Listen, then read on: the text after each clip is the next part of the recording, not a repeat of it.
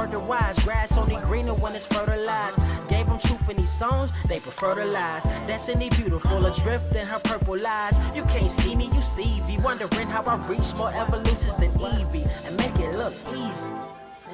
Dream on, yeah. Dream on, Dreamweaver.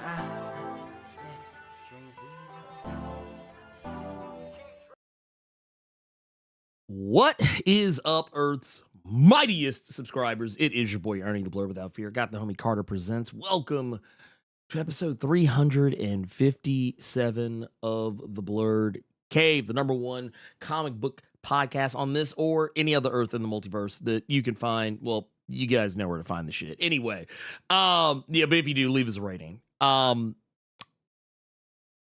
how you doing? I got a lot of books to read. I went on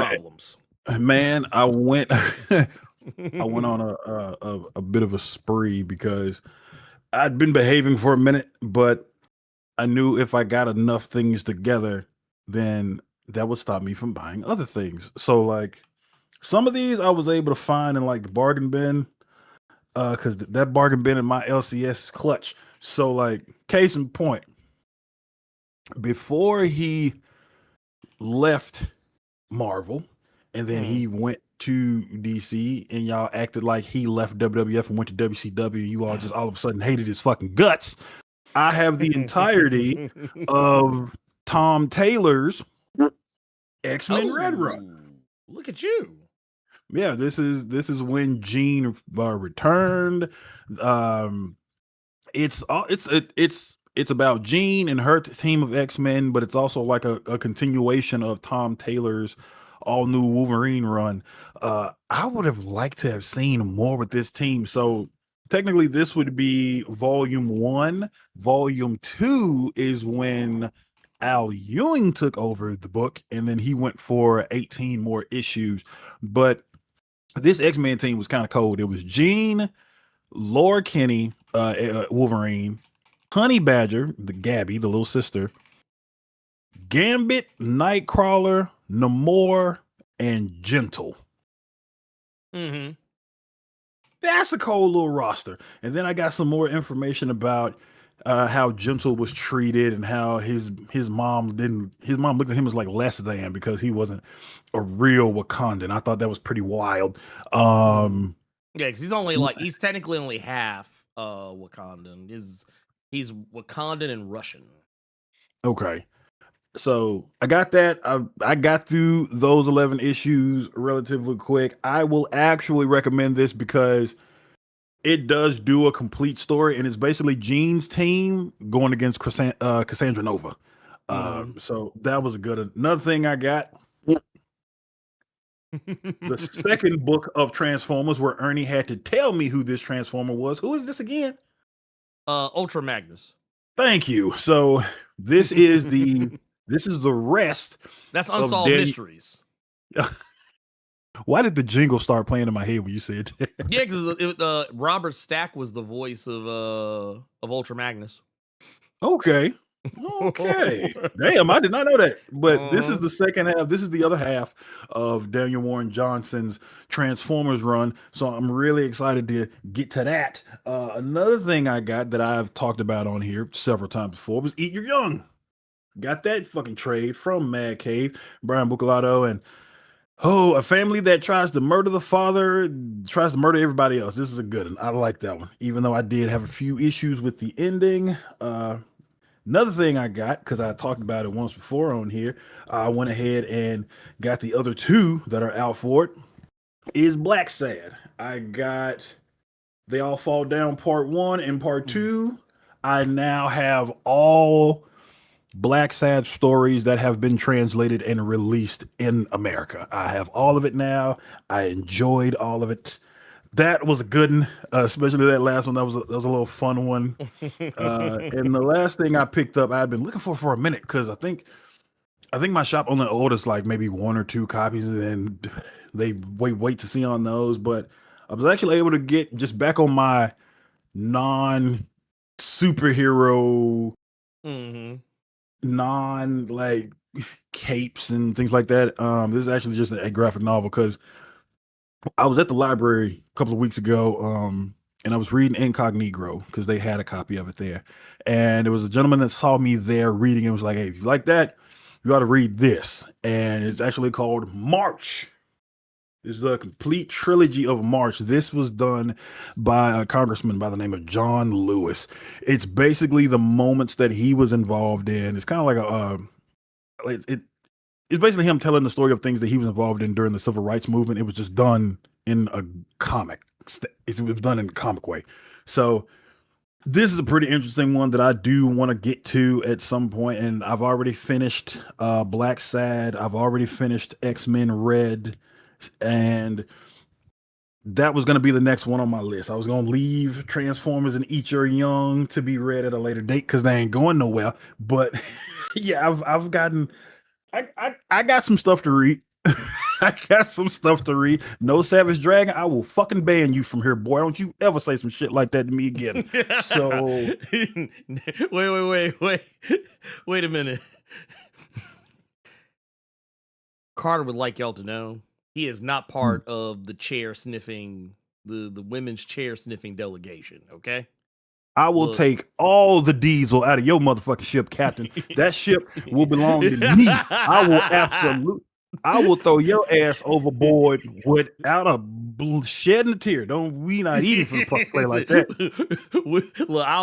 Look, first off, I don't ever want to be associated with no Savage Dragon. I'm sorry. Look, y'all, and y'all can tell Eric Larson I said that shit and I meant it. You know what? I never actually said this shit. I never actually said this on stream. I told Ernie off camera, but there was an incident, like I want to say a couple of weeks ago, where I was actually ordering that Transformers at my shop for them to get for me, and there was this random ass dude just mean mugging me as soon as I walked in the shop because the lady, I know the owners and we always kind of shoot the shit for a minute, but I didn't know who the fuck this dude was. So when I saw him just giving me the ugly look, first thing that popped into my head is, and that's 9 times out of 10, that's what it always is. It's a bunch of it's somebody that's pissed at Ernie for something, but since they can't say anything to Ernie, they want to come say the shit to me. And it's very fucking annoying. But this dude just mean mug me. So I get to the register and I just get to a point, I'm like, are you okay? Like you've been staring at me since I walked up in here. Like what is your problem? And I don't appreciate what you said, bro. I really don't appreciate what you said. Motherfucker, I didn't say anything to you. I just walked up in here and I'm looking for books. No, I know who you are. I saw your little thing on Saturdays. I said, little thing? That little thing got 125,000 subscribers. But no, wait, what are we talking about? Saw what? I do not sniff women's fucking seats. It was a dude that was a fan of Savage Dragon, and he saw me say that the people who read Savage Dragon smell women's seats when they not looking. Soon as he said it, I bust out laughing. The girl at the register bust out laughing because she has watched the show a few times and heard me say that and was like, I mean, you're not wrong, but, and then she just started, like her and her husband were cracking up about the shit. But yes, dude, real deal looked at me and mean mugging me because he felt some type of way because he reads Savage Dragon, and apparently he does not smell women's seats when they're not around. I don't believe you. Look, I don't believe you. I would rather go back to people being mad at you and wanting to tell me something than some dude just mean mugging the hell out of me because he's mad he smells women's seats. Like, leave me alone. Leave me alone, bro. I mean, we're keeping it a whole omnibus. There's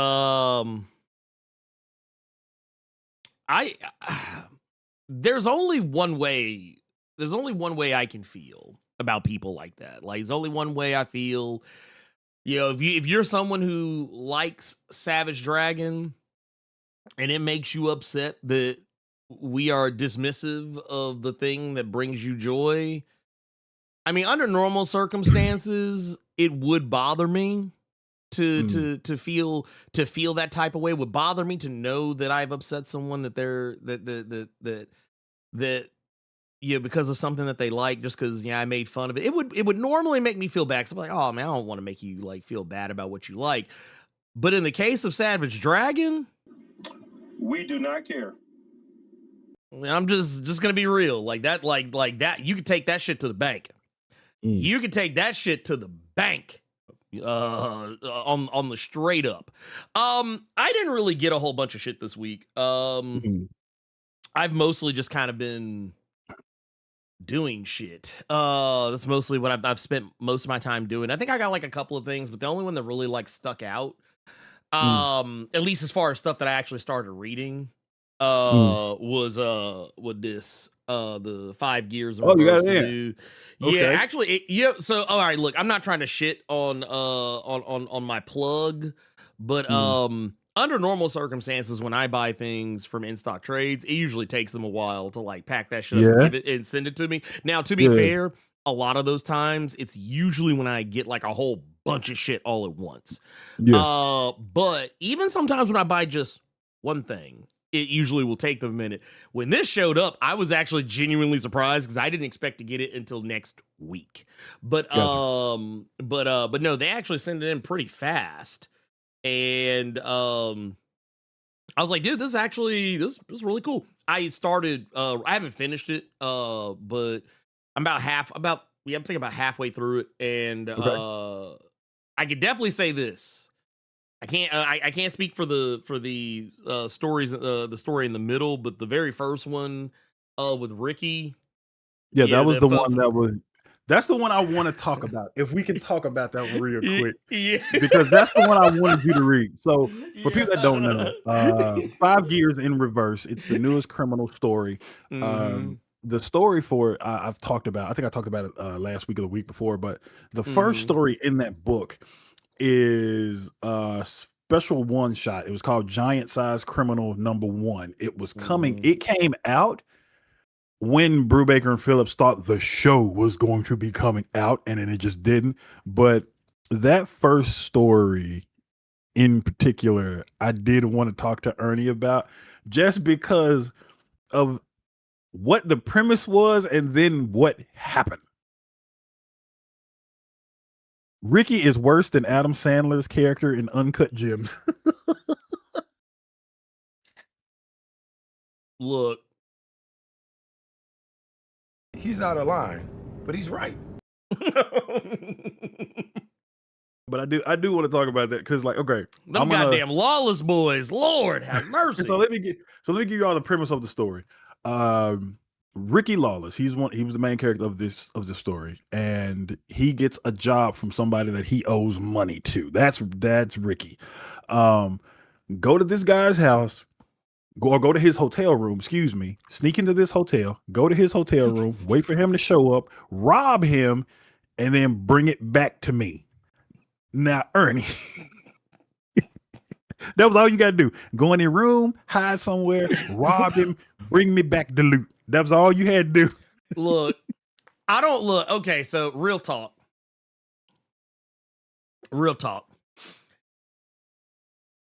I knew going into this, Ricky was gonna fuck it up, because Ricky fucks up everything. That's his Ricky is like, okay. For anyone who is not initiated into the world of criminal, Ricky is a character who has kind of been around. He's been around for a long time. Like he's been ranging from from now a main character to being a side character to being a background character. Like the Lawless family is ever present within the story of criminal, though typically you usually spend most of the time, the lion's share of the time you spend with the Lawless family, you're either dealing with Teague Lawless or you're dealing with Tracy Lawless. Ricky is the guy who doesn't usually get focused on. Okay. And it's and for me, what I thought was hilarious was that, knowing what I know about Ricky, the second I saw that the job was being set up, that like everything you said, that hey, All you gotta do, break in the hotel room, just sneak in, whatever, lay low, catch that motherfucker slipping when he get back. Yeah. I was like, Ricky is going to find a way to fuck this up. I was like, he is going to find a way. And here's the thing.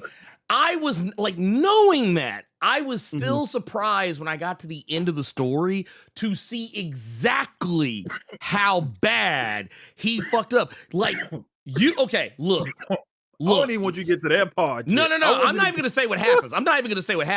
I'm just saying, knowing... Me knowing that Ricky is a fuck up, I was like, yeah, he gonna fuck this all the way off. I was like, that man is going to fuck every last single facet of this job up. Yeah. And when I got to the end, I was like, oh wow, he didn't just fuck it up. This motherfucker fucked it up so bad that honestly, I was like, am I the one who is high? Am I the one who is on drugs? Because that's basically what you need to know about Ricky Lawless, is that he is a drug addict. He is an addict. He is an addict. And granted, the reasoning behind why he is an addict is not really entirely his fault. Teague Lawless fucked them boys up. That's the fault. Yeah. Teague Lawless is the father of both Tracy and Ricky Lawless, and basically he was just such a terrible father. He was such a terrible influence that basically he kind of imparted his worst traits onto both of his sons in very different ways. Tracy being the more well-adjusted of the two. But for Ricky got all of Ricky didn't get anything good from Teague Lawless, like at all. Yeah. Okay. So okay. I explained to you all what Ricky had to do. Go sneak in the room, wait it out, rob him, bring back the loot. Ricky, look, I didn't know all of that about Ricky Lawless because I hadn't read the other criminal. Ricky could mess up a glass of water. Jesus. Yes, Christ. he could. Yes, he could. I mean, if this was a glass of water, he kind of did, because I didn't know that much about Ricky Lawless. So when I'm reading it, it's like, okay, he got in the room. All right, he got in the closet. He got an iPod with a bunch of audiobooks. He chilling. But he got his partner, gave him drugs. He gave him some cokes. He gave him some cocaine. So I'm going to take this hit, listen to this audiobook, and wait for this fool to get here. Well, he did a little... Yeah. Now, here's where you all talking about him fucking up fits into the equation. He said his boy gave him coke, but he wasn't feeling too good. He listened to the audiobooks, but something ain't right. And that's when he realized his homeboy didn't give him coke. He just snorted a whole line of heroin. Straight to the dome. Straight to the dome. I was like... Bro, when that happened, I thought, oh my God. Because wait a minute. I want to see if I can find it here. Wait a minute. Hold up. Because the moment he has the realization is hilarious. Because it's like, oh, let me see if I can find it. Because like the first story is not exactly like long. I mean, it's it was literally that was only supposed to be the story period. But he just gonna take his cocaine, start doing this shit here, start chewing his gums like he was Bobby Brown, listen to them audiobooks. He was good. Look, wait a that minute. boy got heroin to the dome.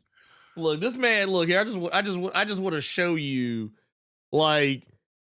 This is technically the moment where this motherfucker realized that he done took some goddamn heroin, because he just like to the bathroom and tries to puke it up, and that does nothing but apparently make it hit harder quicker. So because that was the other thing. He was trying to eat, to get something to like soak it up. He was acting like that shit was some alcohol. He was trying to like soak the shit up. Didn't fucking work. And then I love about it, I want y'all to listen to what Ernie said. He went and got some food to try to soak it up. Dog, He went from sitting in this man's closet waiting for him to show up. Now he ordering room service into this motherfucker's Right? room. Oh no, he putting women in the Steiner recliner. Yes, he's ordering food to this man's room. He's ordering movies. He got escorts coming in here. He done forgot the whole reason he was there in the first place. You know what it remind? You know what it kind of? You know what? This is actually pretty accurate to remind me of when Ed and Rummy tried to kidnap Oprah in the Boondocks. It was that level of silliness. It was actually that level of silliness. I would also like to point out that it also kind of gave me this is one of my favorite movies of all time. Memento. It gave me Memento vibes because it reminded me of that scene where dude's running and he's like, dude, Guy Pearce, he just getting down. He just looked over. He look over. Yeah, he look over. He's like, hey, am I chasing that dude? Or is he chasing me? And then dude pulls a gun out. He's like, oh, he's chasing me. That's what it reminded me of because it was that level of silliness because Ricky completely forgets what it is he's there to do. He starts it was first off, I knew I already knew he was gonna fuck the whole thing up, but I really knew he was gonna fuck it up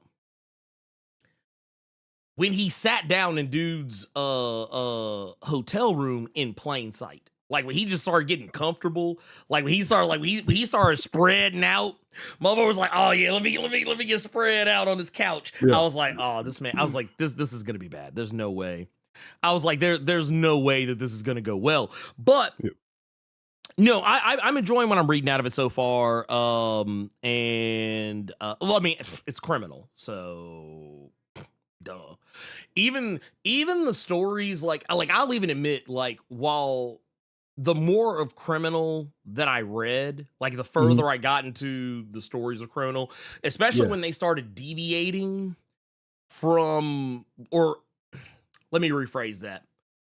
When it seemed like they were deviating from the characters that we typically see, there was one particular story they have called All My Heroes Are Junkies. I think that's what it's called. When I first started reading that one, I was like, I don't know where the fuck this is going. I was like, this is not connected to anything that I was like, I feel like they just was this just something that they just slapped Criminal on and just just to keep the book going. And then the more I read it, by the time I got to the end of it, I was like, oh, this is connected. I was like, this is connect. It was one of those books where the more you read it, you were like, hold on, wait a minute. That character, this character right here looks familiar. Wait a minute, is that? Nah, oh, okay. I don't even want to say what it is, but if you ever read Criminal and you see a story, within the framework of Criminal, or you got a criminal story, whatever the fuck. It's called. Matter of fact, here it is, right here. Boom. I'm gonna pull this up just so y'all can see it in case if y'all ever, because technically it's collected by itself. But it's called My Heroes Have Always Been Junkies. This story, I'm not gonna hold you. When I first started reading it, it did not hold my attention at first. I had to come back to it. And when I came back to it and just gave it another chance, I was like, oh shit, that was when I started realizing it was more connected than I thought. And it's actually it's a heartbreaking story, but it is a really good story. So yeah, this book reminded me, I was like, man, you know what? Yeah, Criminal goated. Criminal is goated. This is one of the best books out here, if not the best book running right now. So yeah, it's a really good story. But I will go ahead and tell you right now, if you are sensitive to stories about drug addicts, read at your own peril, because it does not shy away from the harsh realities of drug addiction. The title, My Heroes Have Always Been Junkies, is not just a funny title. It's about it's about people dealing with drug addiction. Matter of fact, the bulk of the story takes place inside of a rehab facility. So just like I said, if you're sensitive to that sort of stuff, I would say, be careful, because I mean it doesn't pull any punches with that sort of shit. So yeah, Okay. that's the only caveat I would put on it. That said, Carter, before we get into our main event of the evening, there was something that happened. Oh, I say evening. It was more of a evening. It's 10:30 in the morning. Hey, it's evening for somebody in this motherfucker. Did you take the accidental heroin bump? What the I hell? might have. Well, no, it was the it was the Bruce Buffer, Michael Buffer reference. They always said the main event. Well, because it was evening when they did that shit. But so we have gotten the announcement of something interesting happening at Marvel. You guys have probably heard about it, maybe, possibly, I don't know. But Armageddon.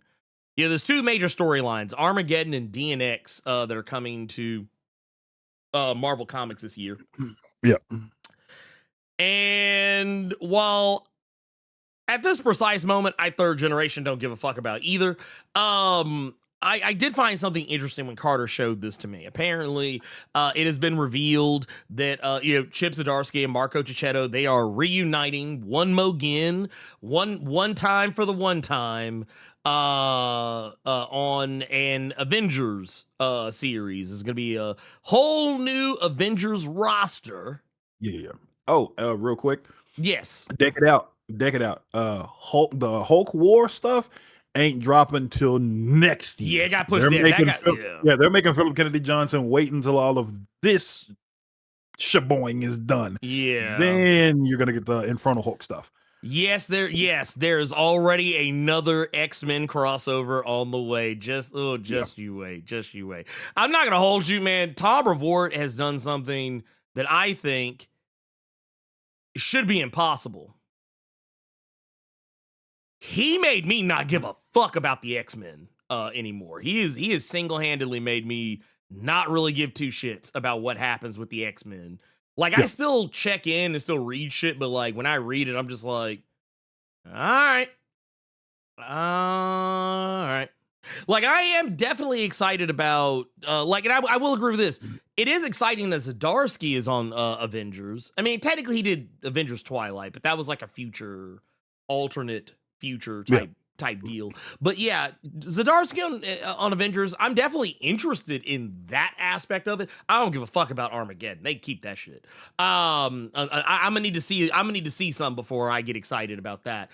But the thing that made me laugh is when I saw the roster for these new Avengers. Because Carter saw it first. I didn't see this first. Carter asked me if I had seen it. Mm-hmm. Let me set it up. So whatever happened in Avengers Armageddon, there aren't a lot of individuals left. So these are another tagline for them is Earth's Mightiest Survivors. And then I told Ernie that, and he was like, "Yeah, I still don't care, Carter." But look at the roster though. All right, let me see this. Well, who is it before I even look it up? And then I told him. Now, please, Ernie, continue, please. So, I looked at this roster. Here, I'm going to pull this shit up. This roster is none other than Captain Marvel, which who you stand. Yeah, like I said, okay, Captain Marvel. That's a win. That's a dub right there. That's a dub.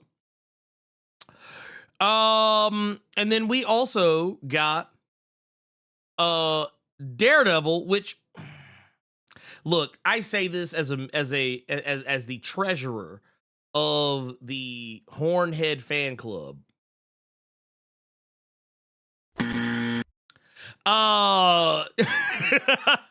I'm good. Daredevil got too much other shit going on right now in his own neck of the woods. He don't need to be running with the Avengers right now. Maybe they trying to pay off when he was supposed to be Ronin back in the day. You know, maybe they're trying to pay that off now. I don't guess. know. I don't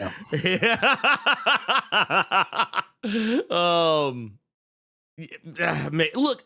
I'm not saying I don't like the idea of Daredevil being on the team, but it's Yeah. like, I don't know. I feel like if this is supposed to be your last line of defense, and I get it from a storytelling perspective, I totally get it, because yeah, you don't want to have like a whole like powerful, all powerful roster of Avengers. But I ain't gonna hold you. If this is the last line of defense, I have no hope. I have no hope. Like, because basically you got one big gun, and the one big gun is the leader of the team. Like, because you got Luke Cage. Luke Cage is there. Like, yeah, Luke Cage is powerful, but he's not as powerful as Captain Marvel. Look, Luke Cage, he could take. I mean, now if we were talking about time, what was that? Timeless. If we're talking about that timeless Power Man, I'd have been like, I don't know, man. They might have a squad. But yeah, Luke Cage is still because at least we got somebody with some oomph on him, and a guy that doesn't really get a lot of storytelling and is not really always like super duper mega ultra associated with the Avengers. Then we got Wolverine and Spider-Man, and I'm like, these are the ones that, like, they are such obligatory members of the Avengers that I'm just kind of like on both of them. Like, I'm just like, this is Wolverine's like the motherfucker that, like, I'm more shocked when he's not on the team. And the same kind of goes for Spider-Man. Like, I think, honestly, they went out of their way for these last couple of iterations of the Avengers to not have either one of them on there, like, as like a regular member. I mean, I don't know. We'll see. It could be great, but I'm reserving my my hype for this one. I'm pulling that back. Ernie. Mm-hmm. There is a new there's going to be a new Avengers book coming out, and Chip Zdarsky is going to be writing. Oh, okay. I said, well, damn, it's him and Marco Cicchetto, and that was the Daredevil run. Well, yeah. It'll probably be straight. But have you seen the roster, Ernie? No. Well, number one, there is no Captain America. The only captain on this team is Carol Danvers. So Carol Danvers is Captain Marvel as the leader. Well, Carter, Captain Marvel been on the team since Jed McKay took over. So okay, but she's the only captain on the goddamn team. All right, that's different. That's definitely so different. It's all right, Ernie. It's Captain Marvel, Luke Cage, Wolverine, Spider-Man, and Daredevil, and then there's a pause, y'all. And then after that pause, it's just. But that got to be the most raggedy bunch of goddamn Avengers. They got to be the most raggedy team, Carter, I have ever heard. And I mean, it's like, because it is, dude. It's like that team is. And I know people love Wolverine, people love Spider-Man. You trust me. I love me some Spider-Man, and I like Wolverine as much as I can. But for me, I'm just like, bruh, this team is just, you know what it is? It's not even that okay, I'm not even saying it's like a team of busters. It's just the team is like, just ain't, I don't know, man. It's missing something. And I just, like, I have to call it some slaw, because that's the only thing that's the only word I can use for it. It's some goddamn, yeah, right here. Eldra just said it. There's some struggle Avengers. Actually, you know what? Honestly, look, let's give this one away for free. Look, if they actually would have titled this book, instead of Earth's Mightiest Survivors, like if they would have just called it the Struggle Avengers, I would be more interested in buying this book. The Meh Avengers. Yeah, that's about it. Like, I'm sorry. I've seen more interesting looking Avengers teams than this. Dub King Reggie. Mutants giving Firestar shit for being an Avenger, but saying nothing to Wolverine. I'll do you one better. Yeah, I was about to say, shit, they don't say nothing to Beast either. Well, okay, you just went back a bit for that Beast one. I forgot about that one. But I do you one better. I feel like being somebody that sees Logan, you couldn't talk to me after AVX.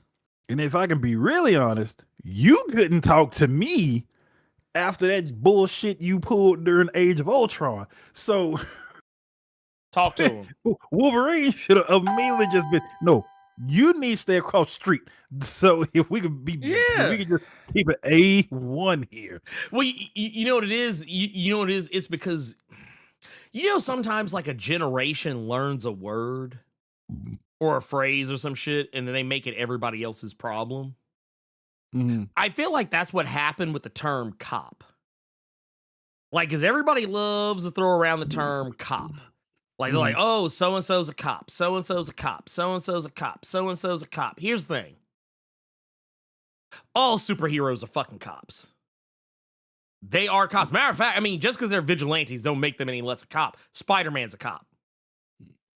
Hulk cop. Wolverine's a cop. Daredevil's a cop. Even though technically Daredevil, I think during the Chip Zdarsky run, tried to frame himself as not being a cop. He's a cop. That's why he went to jail. That's why he sentenced himself, but kept a mask on. See, here's my thing.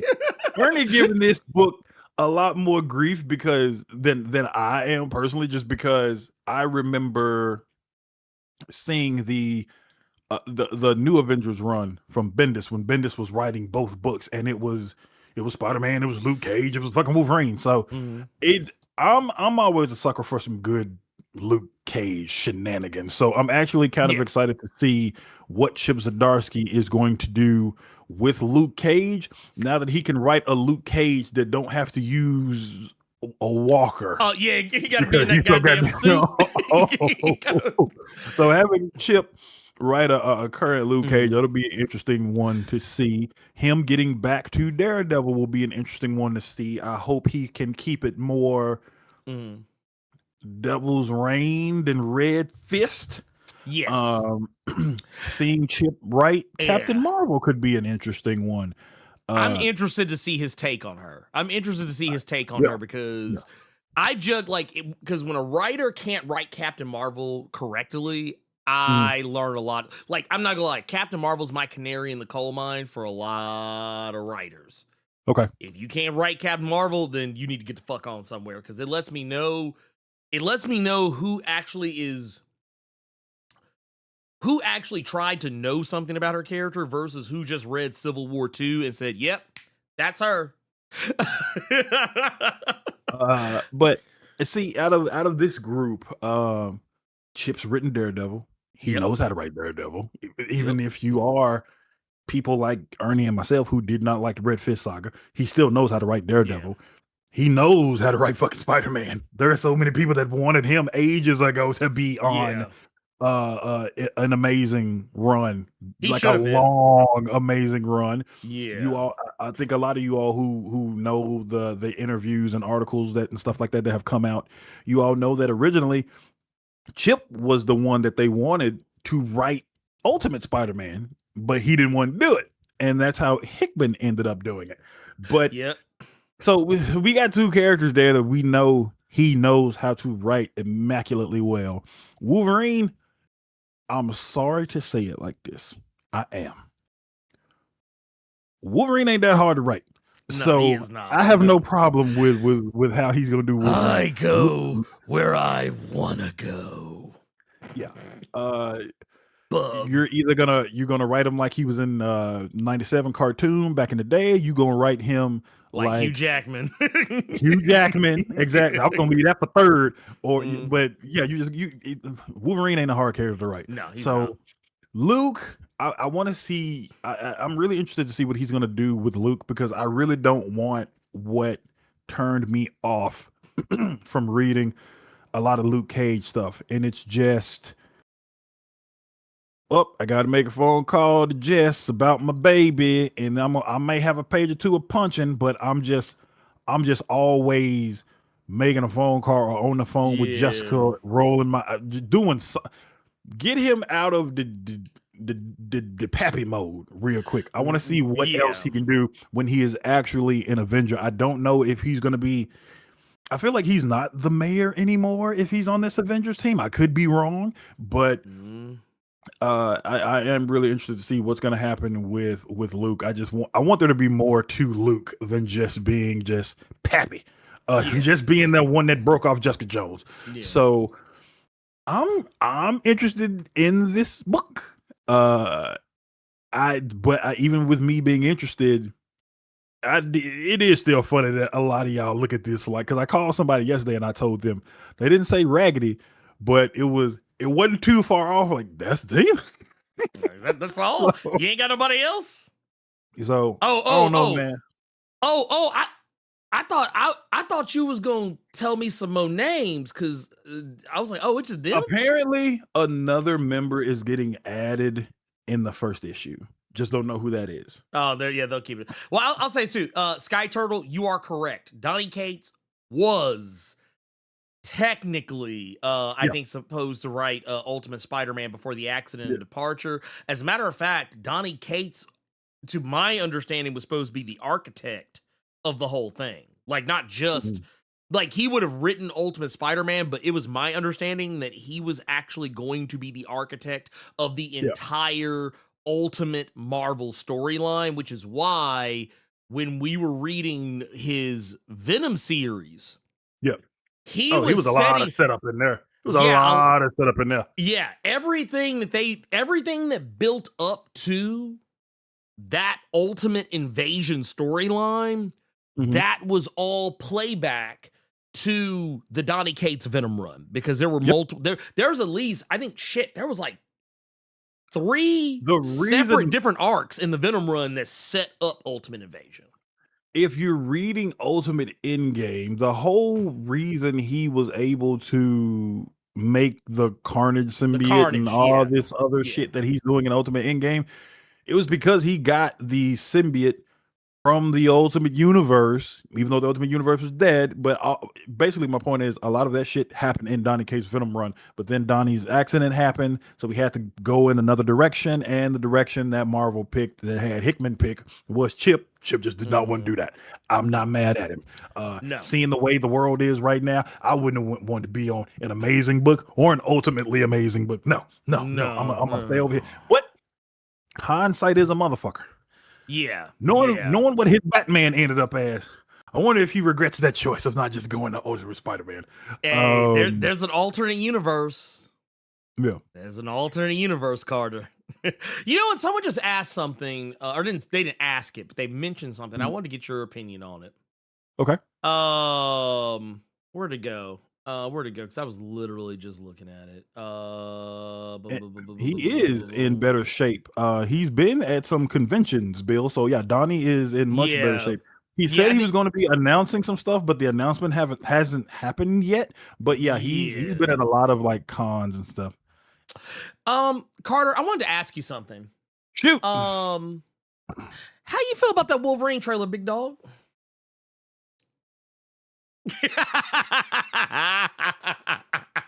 So the newest issue of Comics the Magazine came out. Because this bald motherfucker is just trying to get me sued. Fucking shit. Yeah, this motherfucker here is trying to get me to go against the NDA and get me in trouble.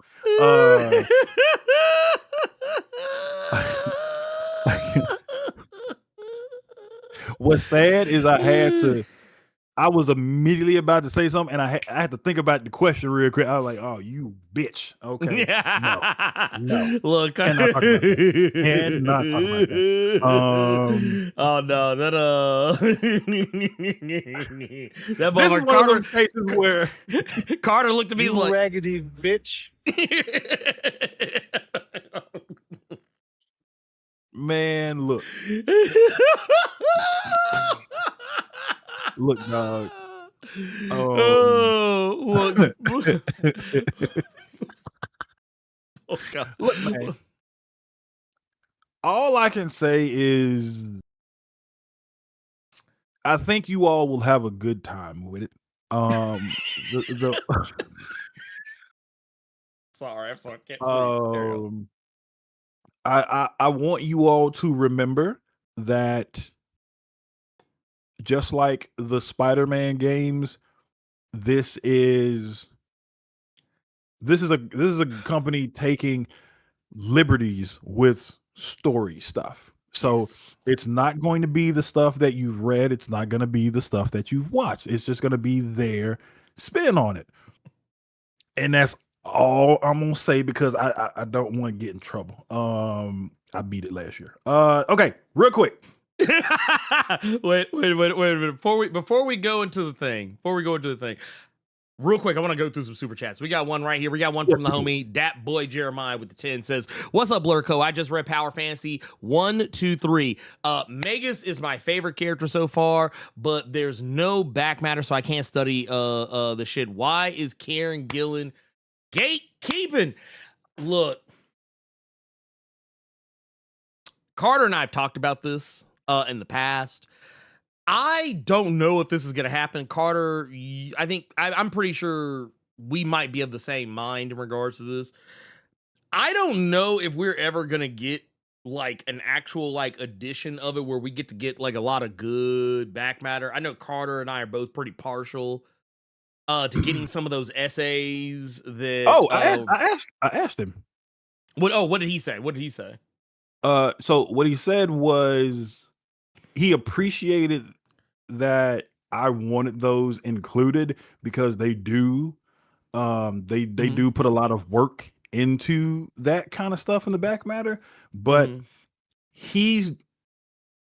because they're more so after each issue, he's saying that you couldn't just put them all in the back of the trade, right, since they all have to do with those specific issues. So it wouldn't really make sense if you just go to the back and read all of them. So what he told me was he is in the process of trying to figure out what to do with them. He just hadn't figured it out yet, but the thought it's in his brain. He's trying to figure out how he wants to do it.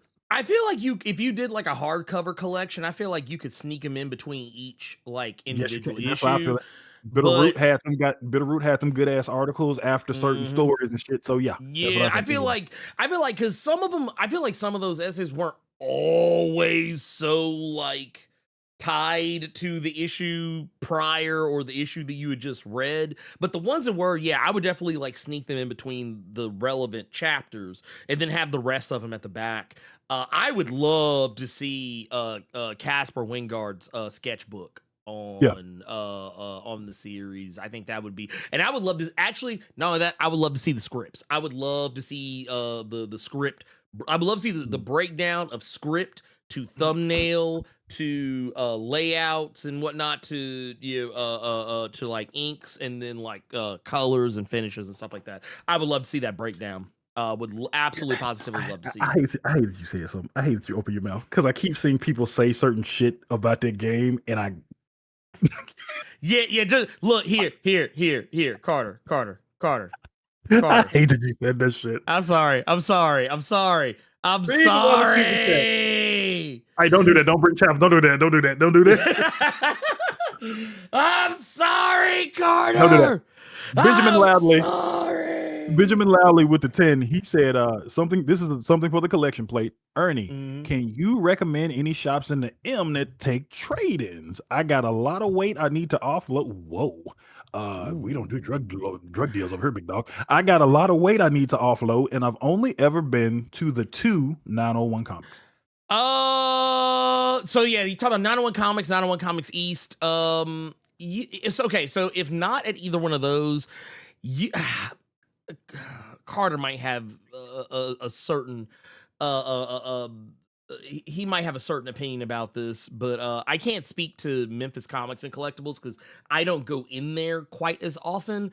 You might be able to. They took them when I used to go there. I just never gave them in. But they had a like when you walked in, there was a table, and then it was boxes under that table of stuff that people would bring. So, but that was before I left. That was like.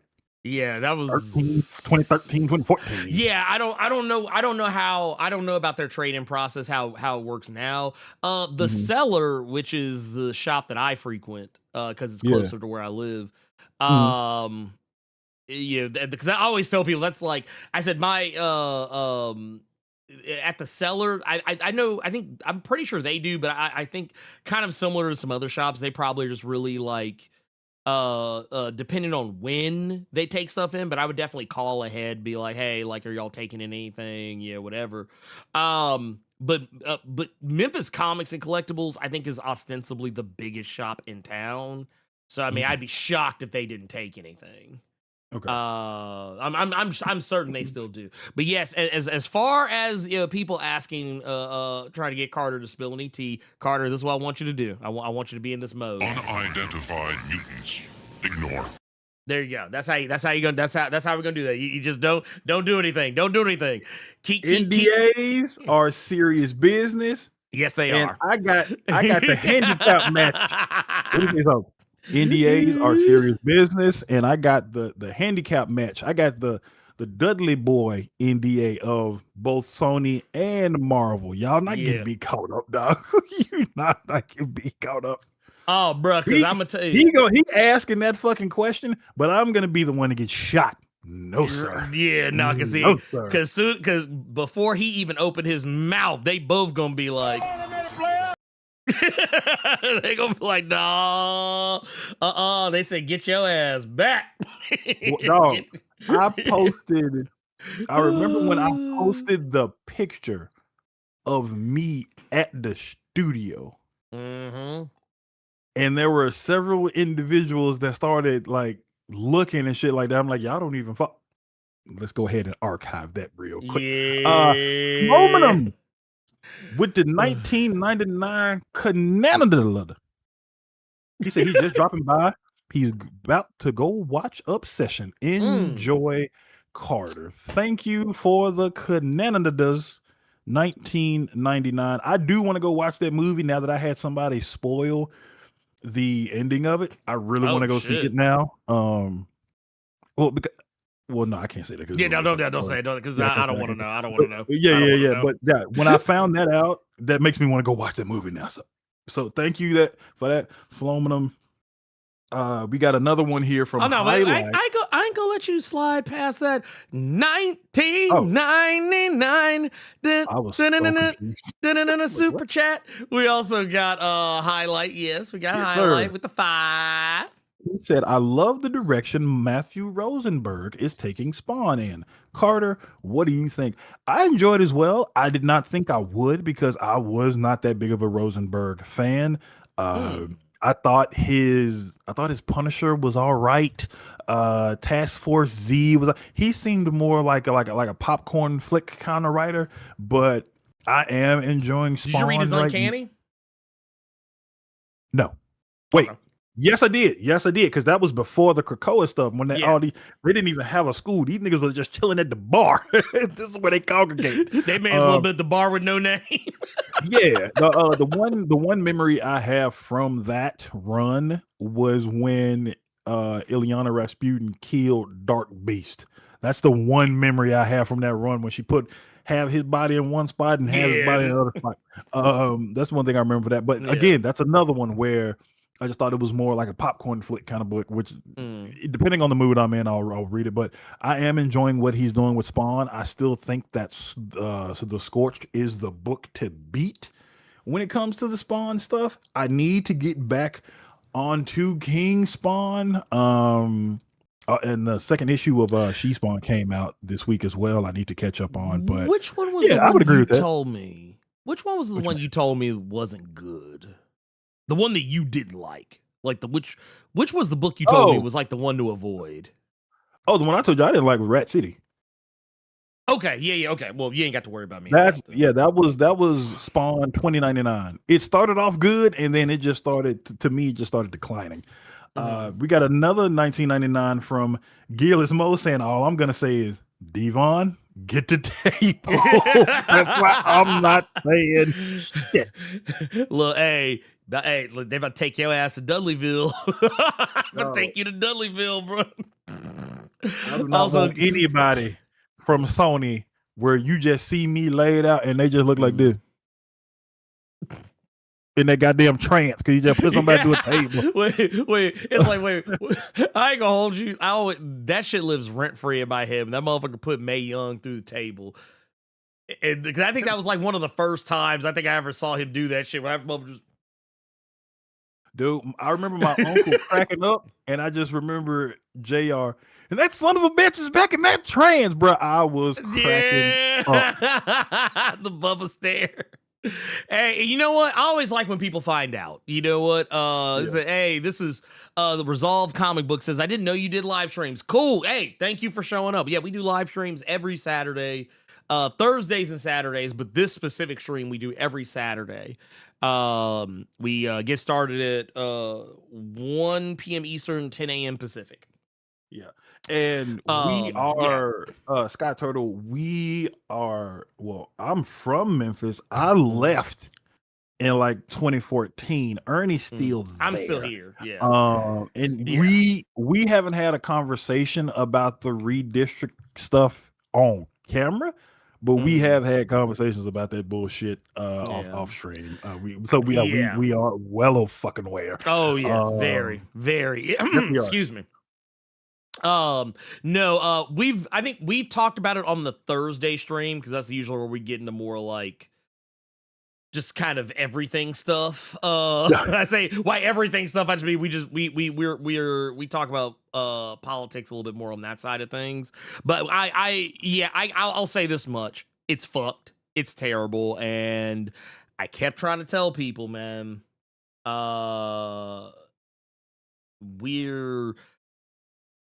I know people are used to hearing this term because I've been saying it a lot lately, and people look at me weird whenever I say it. But we're getting rat fucked, is what's happening. For those who don't know, and that's not a word. That's not a sector of words that I just made up. Rat fucking is an actual thing. Like it's you can look it up. It's a matter of fact. We're gonna treat this like Sesame Street. Hey y'all, the word of the day is rat fucking. Actually pulled it up. Jesus Christ. Yeah, it's rat fucking is an American slang term for behind the scenes, covert, political sabotage, or dirty tricks, particularly pertaining to elections. It was brought to public attention by Bob Woodward and Carl Bernstein in All the President's Men in 1974, the book that chronicled their investigative reporting of the Watergate scandal. Look, I'll zoom this in a little bit more so y'all can see it even better. But yes, rat fucking is not like a term that just came up out of nowhere. Rat fucking is a term that's been around for a long time. But basically that's kind of, not in the exact strictest sense, but for those wondering what happened, basically here in Tennessee, we got rat fucked is what happened. We basically got hoed from behind the scenes is what's going on there. So yes, the more you know. Yeah. So I know you saying that before I get to it, Screwface Capone with the 5. Oh, yeah. That was gonna be the first thing I brought up, but I just don't wanna. What y'all think about Tupac in Strangers in Heaven? Namco Bandai is gonna have to re-up and put Biggie in the next Time Crisis game. Shut the fuck up. Shut the fuck up. He's not lying, but he's right. Both of y'all can shut the fuck up. Absolutely not. Well, wait a minute. So you know what's going to happen like 30, 40 years from now, if we're not all like gone from this planet, we're going to get Drake and Kendrick in the Yakuza gang. Dude, if they still make it up. I already saw one dude bring up the fact that that Snoop was on stage and he was talking about Death Row Games, and one guy watching, he was like, wait, is he gonna do like a spiritual successor to Def Jam? That's on. And okay, I'm gonna tell you what I said to Ernie and what I said to several people when I saw this, because Ernie and I saw it at the exact same time, because he was watching it and I was watching it, but we both, or at least let me speak for me, I came in late. So I'm rewinding it because I see somebody talking about it in the chat, and I'm like, wait, who is this bald black dude? I said, I know damn well. And then I see Snoop on stage. I do not want to see Tupac fighting some descendant of Majima. I don't want to see him fighting some goddamn descendant of Kiryu. I do not. If I have a fight with a because anybody who's played the Yakuza games, you know they do that RPG random fighting stuff. So you just running around and then it's just a group of motherfuckers out of Yeah.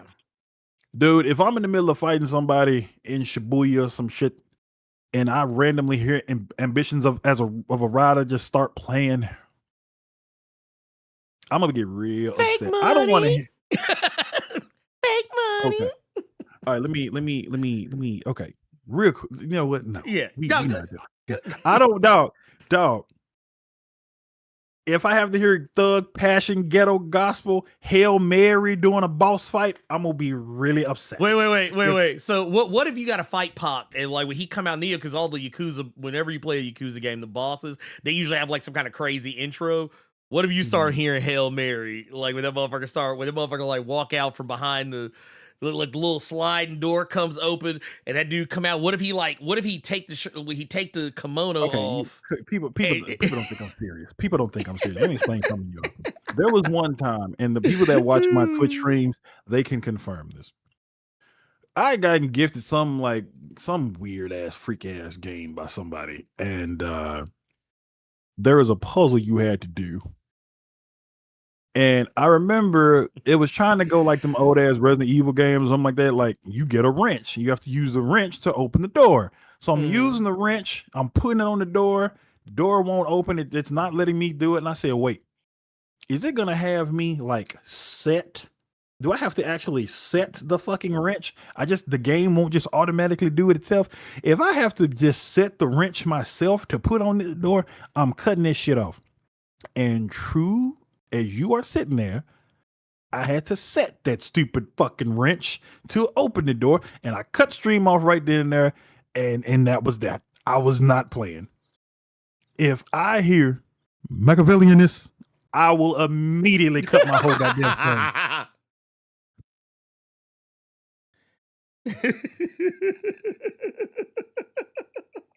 I will absolutely cut my stream, dog. I'm not playing with y'all. Oh my god! I'm not playing with y'all. Hold on, wait. Let's see. But I think that is all of the super chats we got right now. Yeah. I think we're. Oh real wait, quick- but I do want to say real quick. Yeah. Gearless. I don't want to cheat nobody. Gearless. Thank you for that. 1999. Super chat. We appreciate you. Thank you, pimpins. Thank you, pimpins. So I do want to get this out of the way real quick. This is going to be a real quick one.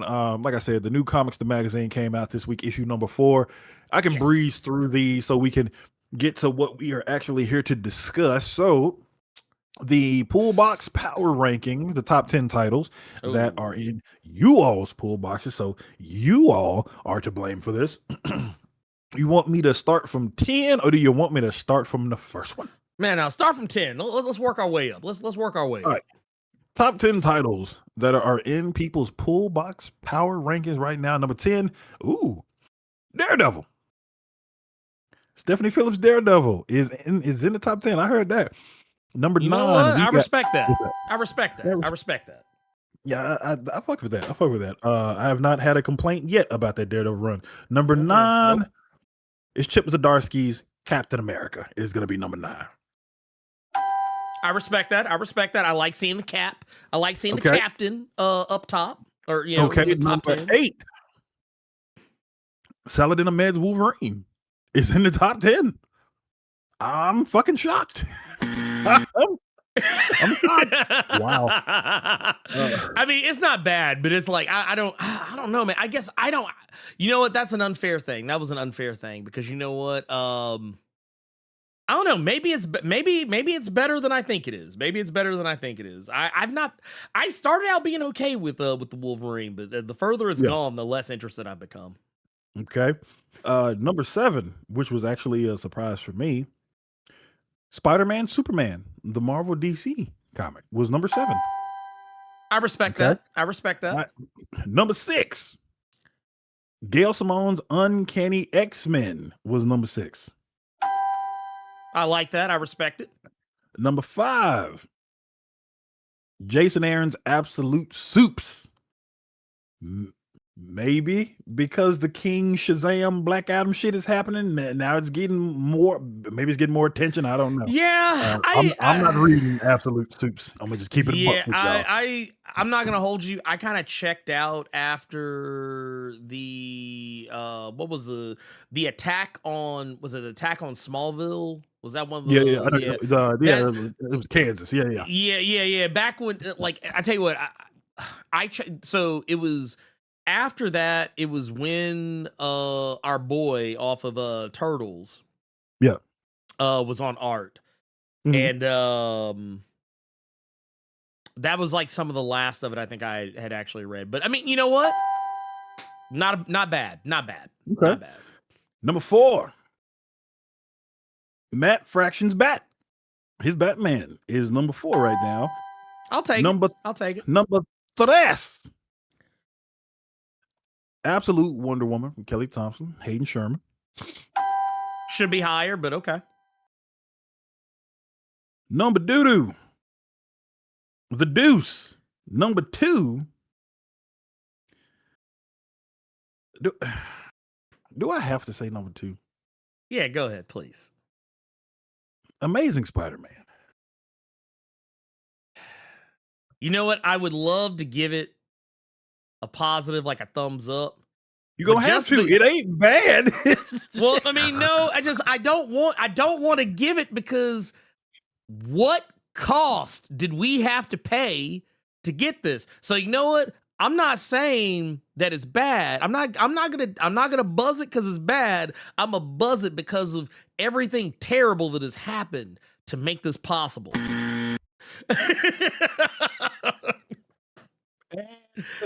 I am sorry to say this, and we're gonna just skip right the hell ahead when I get to number 1.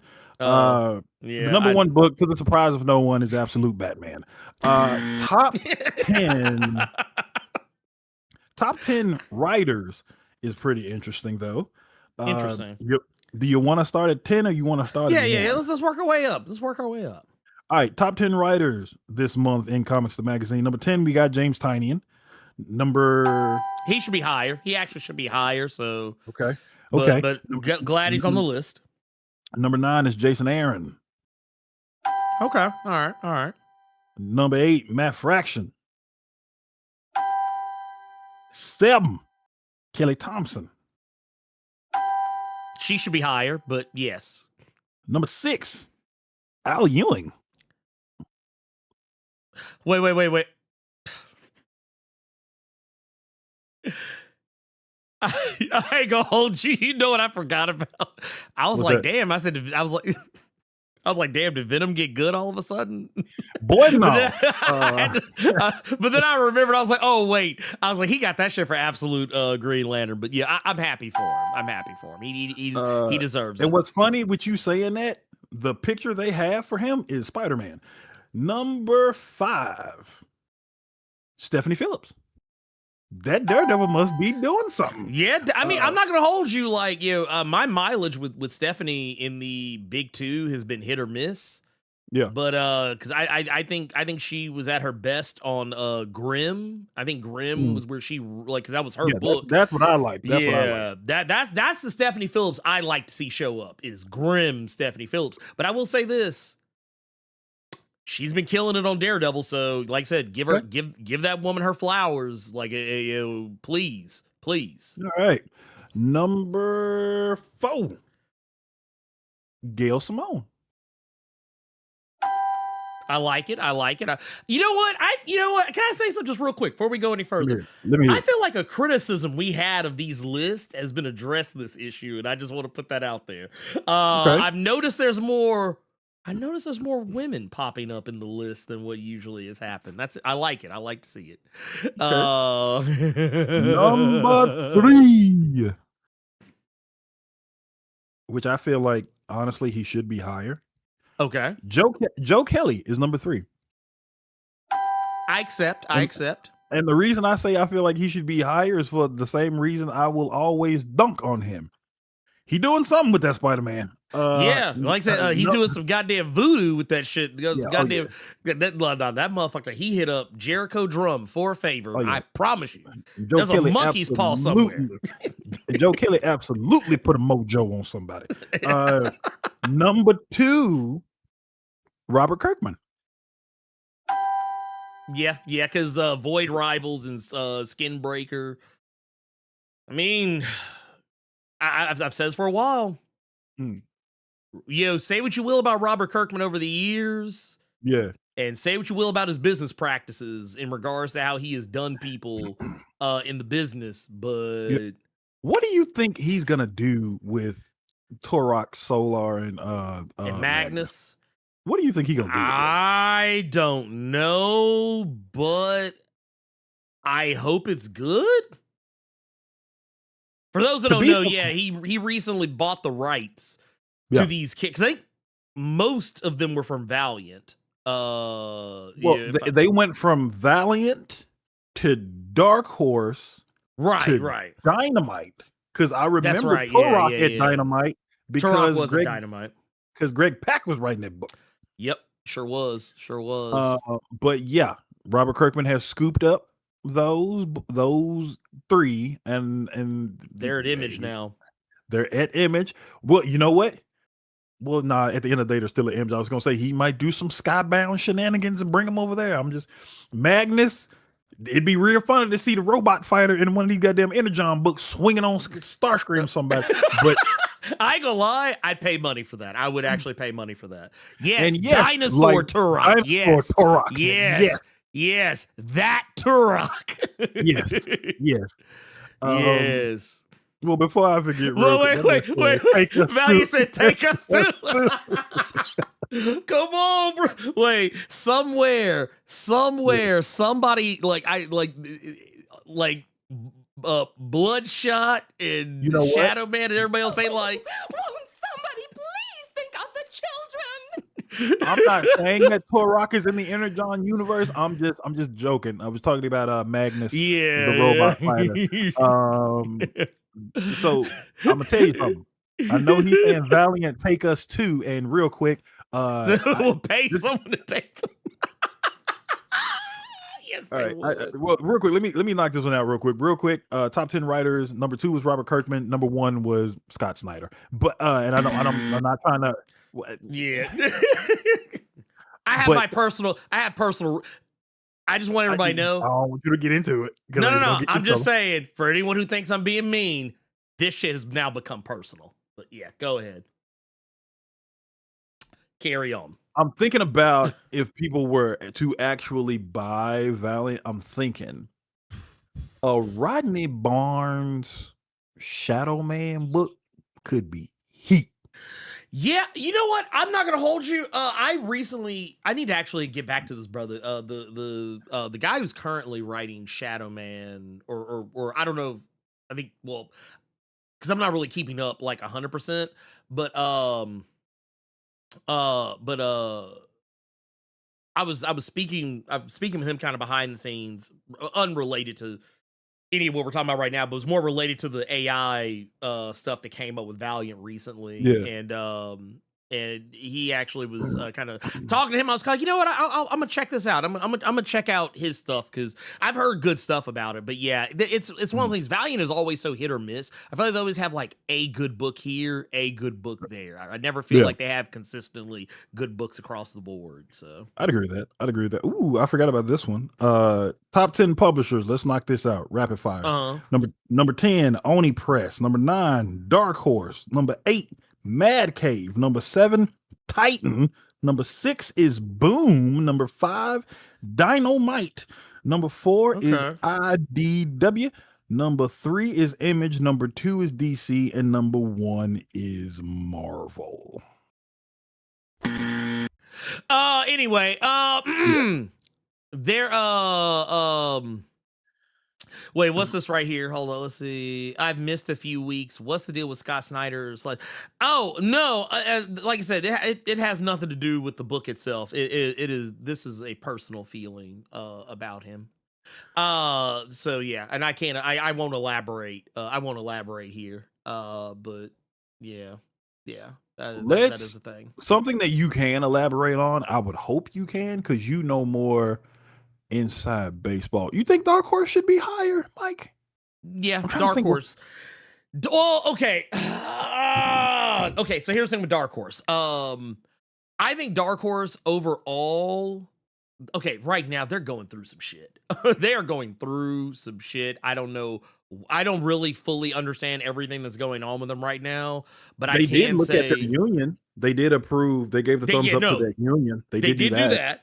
And well, Yeah. and the thing is, what I wish that union was like, because it's basically for staff. It's not going to be for any of the writers or artists or anything like that. It's just for staff. But that's a good start. But I do hope maybe they can build upon that. Dark Horse does have a nice war chest of properties, IPs, characters, and things of that nature. Case in point, the Minor Threats universe, which is fantastic. They've had some really good series that have been popping up lately. They had Those Not Afraid last year. They brought back Survival Street. They've got Iyanu, Child of Wonder. Obviously Hellboy. They've also got the cyberpunk stuff, the Stranger Things stuff. They've got a really nice little conglomeration of titles at their disposal, and I want to see everybody succeed there. But yeah, it's like right now I worry for them because they are literally at the mercy of Embracer Group. So there's that. Anyway. In here, we can answer this real quick. This is a super chat. It says, this is from Peacenik 2K7. It says, with the 5. Ernie, respect the hell out of you, but what's your problem with Marvel as a publisher? Well, them being the number one publisher? I don't know if I want to make sure we're clear on this, because I'm assuming this was in reference to me hitting this. When they were listed as the number one publisher. I'm sorry, they are not because them being the number one publisher. Okay, so I want to make something clear on this. All the stuff that we're talking about right now is based on sales data. So I mean, yeah, sure. Are people buying more of their books and they're probably buying everything else? Probably. DC is literally being carried by the Absolute Universe, and more specifically, Absolute Batman. But Marvel right now is, I'm gonna just say it, they're the fast food of fucking comics. They're the fast food of comics right now. They are just slapping shit together, event after event. Worthless X-Men crossover after worthless X-Men crossover, to the point Tom Brevoort even had to admit that he has been getting nothing but complaints about how often they keep doing events, and yet they're still doing more events. So here's this thing. Yeah. Out of Image, IDW, Dynamite, Boom, Mad Cave, Dark Horse, Oni, Titan, what would you swap out? Yeah, that is my, I'm genuinely asking, because me personally, I feel like Image is an infinitely better publisher than either Marvel or DC. I would say that Boom Studios is a better publisher than, at the very least, Marvel. And I would even go as far as to say that you say what you will about a reliance on intellectual properties. Dynamite is an infinitely more consistent publisher, and in my opinion, they actually hone in on a particular market that people tend to forget about when it comes to comics. They actually try to get in younger audiences to read comics, something Marvel is terrible at doing.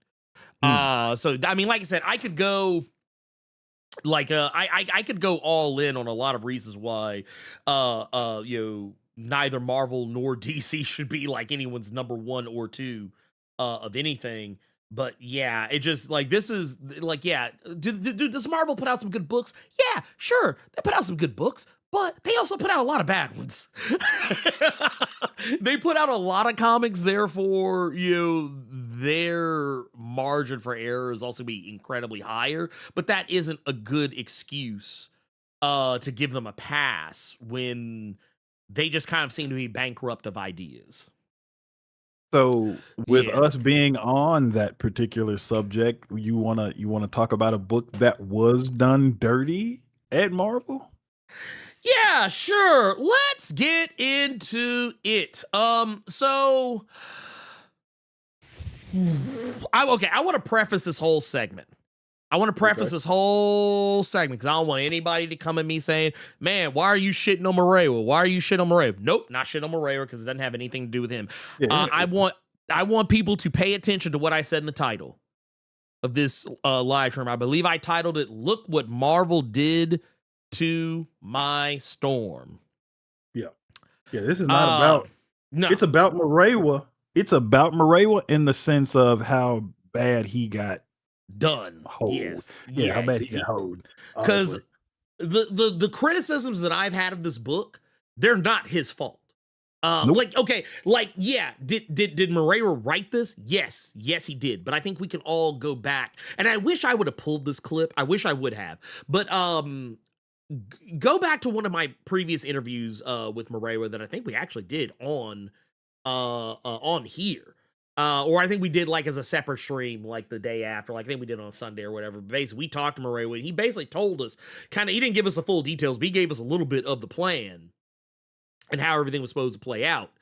But the thing is, we knew, just based on the little bit he told us, that there was a lot in the works for Storm. And Storm had a very nice, beautiful 12-issue run that I think everybody was talking about. Everybody was talking. Like, what was the most common thing I kept saying? Other people kept saying. I've talked to my peers in the YouTube comic book creator space, and we all were saying the same thing. Oh my God, that was a goated 12-issue run. This is the best Storm has ever been. Moreira has signed his ticket. He is going to be the guy to beat. I have talked to other creatives from both Marvel, DC, Image, Dynamite, Boom. They all say the same thing. Moreira has the best damn book at Marvel. He has the best X-Men title at Marvel right now. Even other X-Men writers were saying that shit. Gail Simone said that shit, that Moreira was killing it on Storm. And here's the thing. We were all saying it. Now, we get over to Storm, Earth's Mightiest Mutant. And, and for me, I'm not going to lie. This is what I thought was happening. When this book was announced, I was under the impression, Marvel's being Marvel again. Yeah. Storm, Earth's Mightiest Mutant. It's an ongoing series, but they're doing that thing they do where they got to renumber some shit because they want to get the sales up, whatever. Okay, fine. All right, whatever. They want to get up, get people hyped, get shops really ordering the book. Okay, whatever. Because for those who don't know, that's why you get relaunches, because comic shops are more likely to order lots of issue ones. The way this works is whatever number of number ones a comic shop orders, the second issue, they're going to order by half of that. So if let's say your shop orders 50 of Storm, Earth's Mightiest Mutant number 1. Okay, cool. Well, they're going to order 25 of issue number 2. And they'll order like 12 or 13 or whatever the fuck of issue 3. And then 6 of 4. And then 3 of 5, under normal circumstances. That's why they do the number 1 thing a lot. If you're ever wondering. Now, they did this with Storm, Earth's Mightiest Mutant. And I kind of peeped game a little later than I would have liked. But one of the things y'all probably caught me saying sometimes in my videos that I have done, I stopped doing videos. I think after issue 2, I stopped doing videos about it because I just couldn't. There was so much going on, and I felt like every time I was reading that book, I felt like so much was happening that I just didn't want to talk about it. Not because it was bad, it was just so much. But by the time I got to issue 2, and actually, no, by the time I got to issue 3, it became even more apparent to me. I was like, yes, it's not just me. Yeah. This book has a lot of shit going on. Like every issue, I feel like I'm like, wait a minute, when did this happen? Wait a minute, wait, wow, that's a really fast jump to go from here to being here. It was like we were moving at hyperspeed with the story. And once again, this is not Mureiwa's fault, because initially Storm, Earth's Mightiest Mutant, was announced as an ongoing series. Mhm. But it isn't. It's a 5-issue miniseries.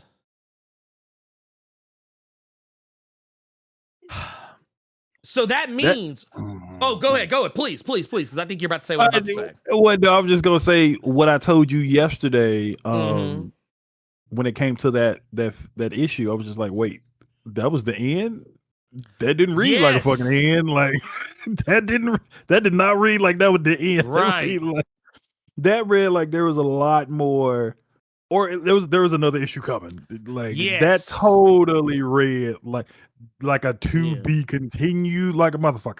Well, right here, Michael Matthew just said right here, why does Marvel rush these great stories to wrap up? That's the thing. So I'm not here to put words in anyone's mouth, but just based on how I read that story, I'm promising you, Mureiwa probably wrote that story with the understanding that he had more issues than what he got. A lot of room to work with. Right. That's why, like, case in point, when okay, so look, and once again, I feel like I'm gonna be saying this a lot because there's always gonna be this one idiot who's gonna come in here and be like, man, you're talking shit about Mureiwa. You're talking shit about Mureiwa. No, I'm not. I'm pointing out why he had to do this. So case in point, I think I've talked about this before, but I'm going to say it again for anyone who's new. When I made my first issue of Heart of the Darkness, one of the criticisms that I got from other writers, and not every writer said this, but enough of them said it, that it is always stuck in my head. They would say things like, you're not letting the pages breathe. They're not letting the artwork speak for itself. You're putting too much dialogue. It's like we see a wall of text and it makes you less likely to want to make that next page turn. And I took that and I was like, you know what? Okay. So now I'm like hypersensitive to that shit now. When I read other people's books and I see a wall of text, I'm just like, I start getting like PTSD. Like I started looking like goddamn Bubba Ray when he doing the stereotype. When I see a wall of text like that. So here, I want to take you guys to a page. This is here. This one I'm not going to use because I don't want to get to this part just yet. But I'm going to take a page from issue. I think it was it 3 or 4? Okay. Yeah, it was 4. Okay, this one right here. This right here is a lot of text. This is an egregious amount of text. But here's the thing. Mureiwa literally had to put probably 2 or 3 issues worth of storytelling. Something that probably would have been spread across 3 or 4 issues, maybe 5. He had to dump it all on one page. But not just one page, one panel. Just in one panel. This was stuff that was all set up in his previous Storm run, where like Storm had she had seen the ghost of her father. She's meeting her mother from an alternate universe and all this other shit. She's getting to like, and also the stuff with the remember in Carter, I know you remember this from the not Earth's Mightiest Mutant, but from the previous Storm book, where remember that plot point where Storm she had to go to that fucking hospital and she had to get treatment for the radiation poisoning that she had gotten, but then did she discover that, oh, wait a minute, something worse is going on here? And dude was basically like, hey, I can treat you, but you gonna have to pay me.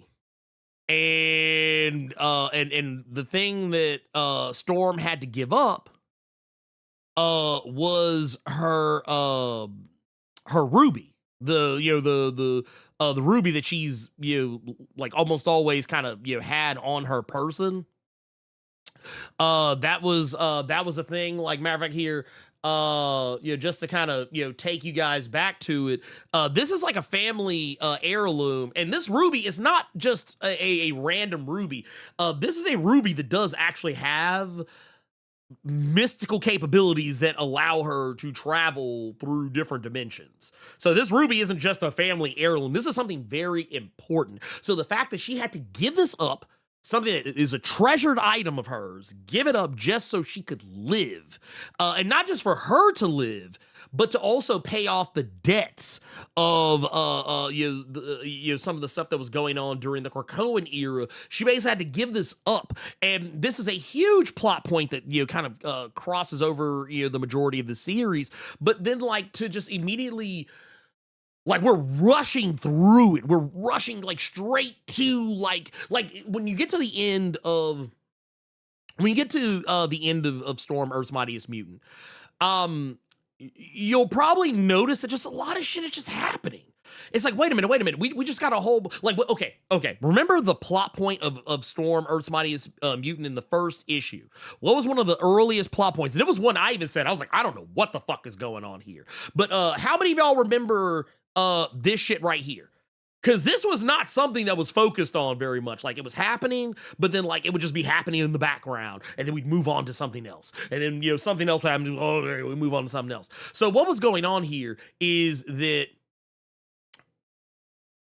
this was a direct result of a resurrection that took place. Remember how we talked about with this was in the previous Storm series. Remember that Maggot was killed. Maggot was killed. He had the toe tag and everything. That motherfucker was good and gone. Good and gone. He was out of here in the gulag. Remember, y'all remember that plot point? Now, I don't know. Maybe I missed something. I'm sorry. But maybe I missed something. But I feel like it was never really truly explained exactly how Maggot was brought back. Yeah. Like, I mean, if they did, they kind of just glossed over it. But like basically, we get to a point where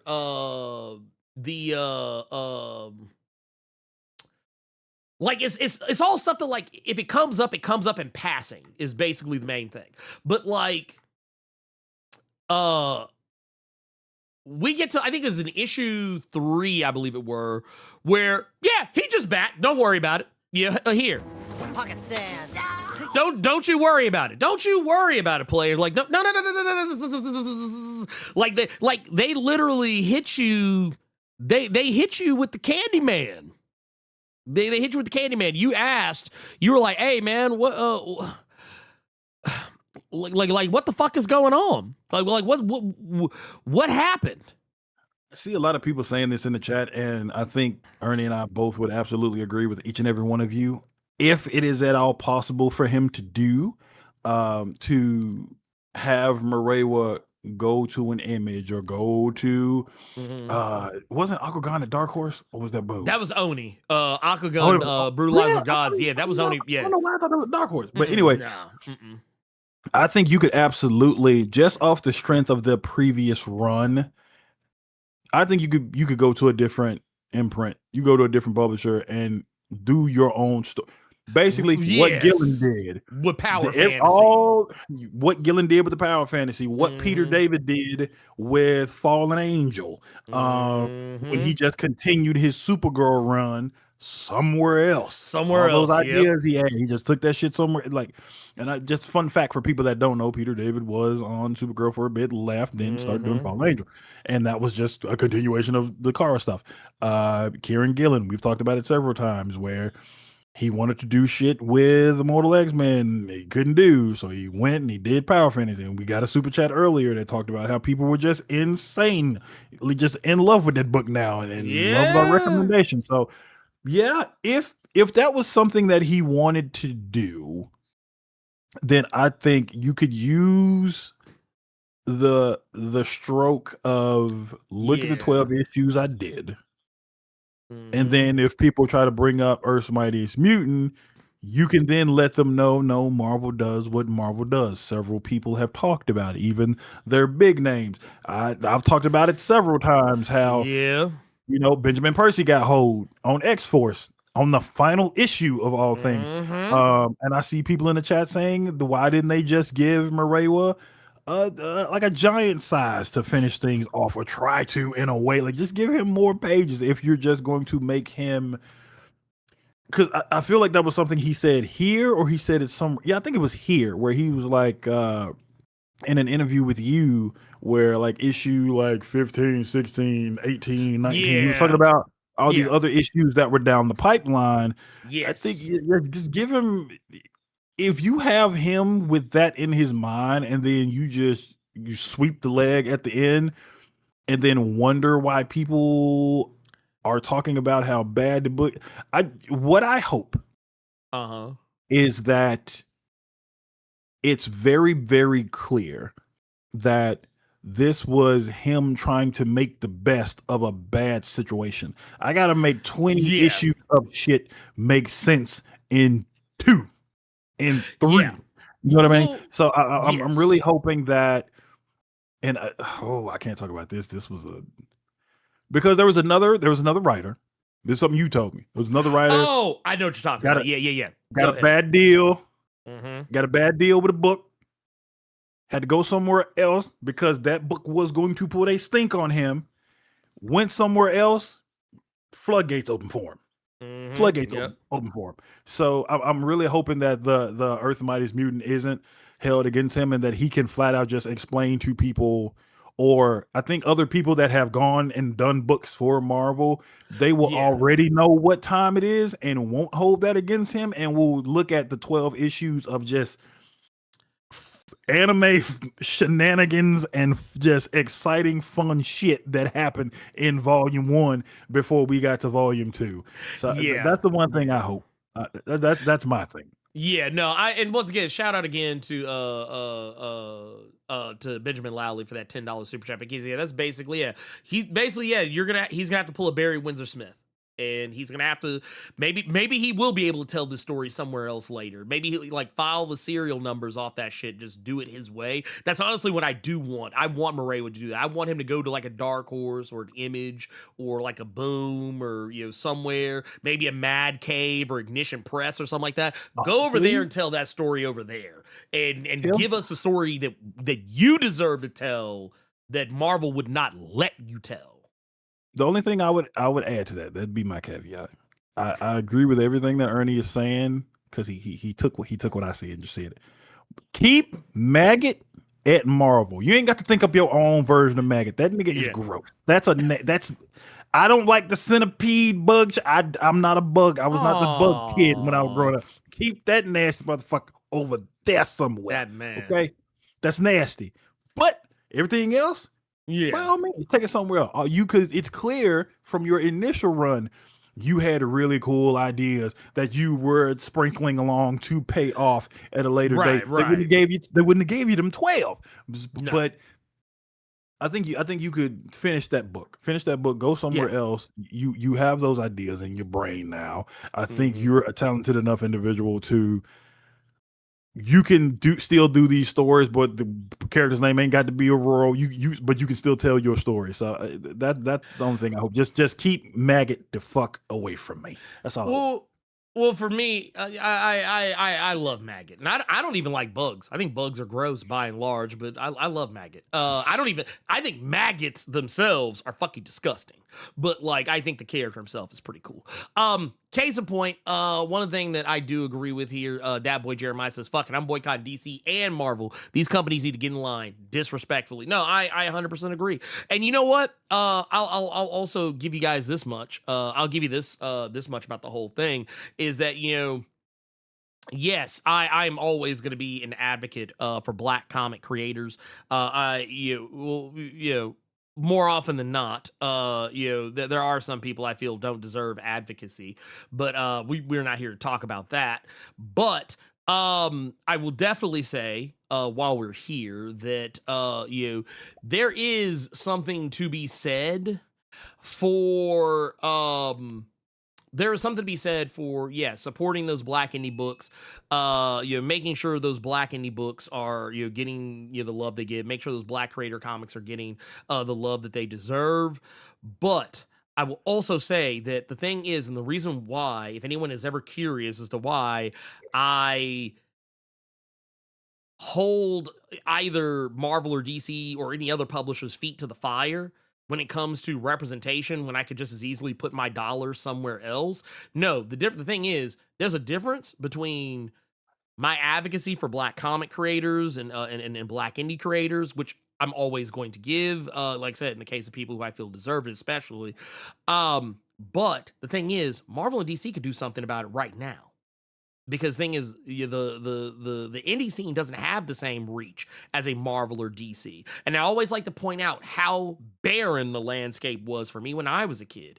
Talking about how, when I was a kid and I would be watching, cartoons or reading comics or whatever, if I want to be like, oh man, I want to be Superman, I want to be Batman, I want to be Flash, I want to be this, it'd be like, well, you can't be that character. Because they're white. Well, who do I get to be? You could be Cyborg, the nigga that lost 3/5 of his fucking body. Because think about this, and this time I was talking with my homie Quinn McGowan, my artist on Heart of the Darkness. One thing he always says to me that always leaps out at me is that if you ask a Black kid what superpower they want when they're a kid, he says, I can promise you, none of them are ever going to say, yeah, I want like 3/5 of my body like fucked off, and I can have internet powers. No Black kid is going to say that. No Black kid is going to say that. They're probably going to say, oh, invisibility or super strength or being able to control fire or teleport or some shit like that. No kid is going to be like, I want to be Cyborg. I want to be the guy who has no arms and maybe he has like one arm and no legs and most of his chest is gone and he ain't got no dick. No kid is going to say that. So that is why you will never see me take my foot off any of these companies' necks because, and we also got to remember, 99.999999999% of the time, these characters are created by who? White men. So there you go. They could do so much better. They could do so much better today. Marvel and DC both could make a Black character the forefront of something, and it would matter. Got a question, but they don't. Go ahead, shoot. Joe Mad created Maggot? Yes. You just gave me even more reason to dislike that goddamn character. Fuck out of here. I don't give a fuck how much you all tell me to leave Maggot alone. Y'all are the same people that want more of that goddamn Joe Mad comic to come out. And it ain't coming. I'm doing this for y'all. Keep that goof ass, nasty ass centipede villain monster the fuck away from me. No, you just gave me a hell of a lot more reason to dislike No. I mean, like I said, I always think that the name is unfortunate. I always think there should have been a better name for him. But, far be it for me to be the guy to come up with that. Yuck. Is Maggot from the projects of Africa? He's from the projects of Africa. Oh,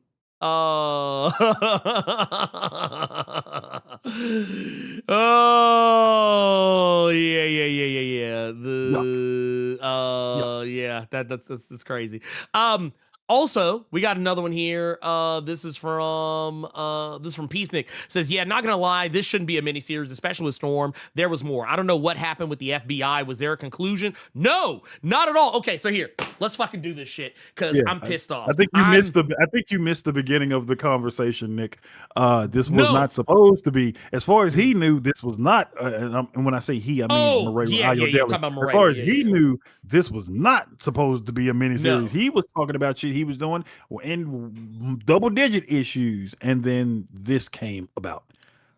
Yeah, Cyborg is cool, but let's be honest, he jobs a lot. Yeah, no, that's another thing. Like Cyborg is not treated as a top-tier character. They like to pretend he's a top-tier character, but they don't treat him like one. And I want to go here. I want to go to this, because this is a page of exposition that basically is supposed to hand-wave all of the other exposition we should have got over the span of like 10 to 12 issues. And I do think we were supposed to get at least 10 to 12 issues of this. But I would even say maybe more than that. I can make a case for 15. But basically, we go through this, and he basically says, this is, here, let me set this up a little bit better. Let me be fair. Let me set this up a little bit better than that. So what's happening here on this page is that Eternity has returned. Eternity has come back and is basically like, hey, you got to get back with me, because this solo album you doing, this ain't it. Basically, you were doing better when you were hanging with me. You out here struggling. You out here having to fight with the FBI. You out here having to fight with all these different gods. You got death coming for your neck. He said, but if you get with me, if you come to Death Row Records, look, I got you. He's like, I got you. But I'm gonna put you in a Yakuza prequel. Yeah, he's like, I'm gonna take care of you. So it's here where and look at the words he says. He says, you need me. You need me. There's no way you're gonna be able to do this without me. So basically what happens is that Storm gives us the exposition dump. This is where we learned all the things that happened. Technically, we learned it a little bit before that. Technically, there is I think it's on this page right here. This is where we actually learn how Maggot was brought back to life. Apparently, she used dark, forbidden magics off panel to bring this man back from beyond the grave. But the thing is, similar to how her powers work, some of you may or may not know this. This is actually something I talked about in a video that I did about Storm years ago.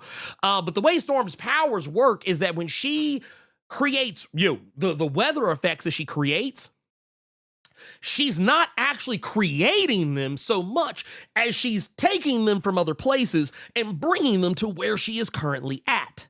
She talks about it here on this page, where she talks about how it wasn't that I was conjuring rain for my village. I was taking rain from other places and putting it here. So basically, I was robbing other places of the precipitation and the weather effects that were going on there to benefit somewhere else. Now, this isn't new. I don't want anyone to think that this is a retcon. It has almost always been this way. Storm's powers, if she creates a thunderstorm in California, that means somewhere in Seattle, the rain just completely fucking disappeared. The rain just completely fucking disappeared, just dries a fucking bone over there. But California is going to get that rain. If she creates a tsunami, off the coast of South America, that means somewhere over like in the European or Asian area, whatever those effects were coming from over there. That's how her power works. She can't just, yes, she can manipulate weather effects within her area, but the thing is, when she creates those things that happen in places where they're not supposed to be naturally, or they're not happening naturally, she is in fact taking it from somewhere else. Now, when she used dark magic to bring back Maggot, she did the exact same thing. So that's why when we go back to, do I still have this picture up? No, I do not still have this picture up. Let me pull this back up. So remember earlier when I was talking about this shit right here, where dude like randomly just fucking head fucking popped off, and we saw it a couple of other times where people just were randomly fucking dying, heads popping off and shit. It was because of that. It was because of what she did with Maggot. That's why all that was happening. That's why Wanda was supposedly pissed at Storm, you know? That's why all this shit was fucking happening. Yes, and yes, yes, Jasmine, yes, you are correct. She did cause a drought. But to fix a drought somewhere else, she caused one somewhere else. That's exactly what fucking happened. Okay, real quick. That's not how rain works. So is she just a specialist at transferring energy? Here's your first mistake. Stop trying to find logic in comic books. Yeah, I was about to say, first off, okay, here's the thing. Okay, stop, please. Like, don't try to make shit make sense. Yeah, you're trying way too hard. In a comic book. Don't do that. Don't do that. We know that's not how rain works. What we're saying is, okay, look, I'm going to explain this in terms that maybe some of y'all will get. Does anybody in this chat watch Full Metal Alchemist? The law of equivalent exchange. You can't create something from nothing. Storm's power, as I already just said, and I feel like maybe you might be behind on the chat, but when Storm creates weather effects that are not naturally occurring in the area, she pulls it, like the everything she's bringing to bear is coming from somewhere else. She is quite literally pulling the precipitation, the excess precipitation from other areas to bring it to the area where she is currently at, where there is not as much precipitation. Does that make any sense? It's to say she can manipulate the temperature and weather effects in the area she is in, and she can make them greater in this area, but she is not creating anything. She is manipulating what is already there and what is also around her. That is why she is in touch with all of the meteorological forces on the planet or any other planet that she is on, because her powers don't just work on Earth, they work anywhere.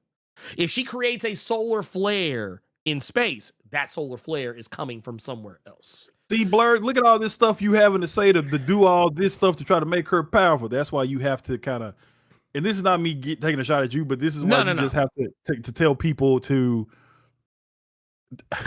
I'm trying not to be mean when I say this, but and I'm not talking about Shane the Watcher here, because I saw this a lot with that book. Anytime I would go on Reddit, Ernie, it would be a bunch of people dunking on it because they tried to do that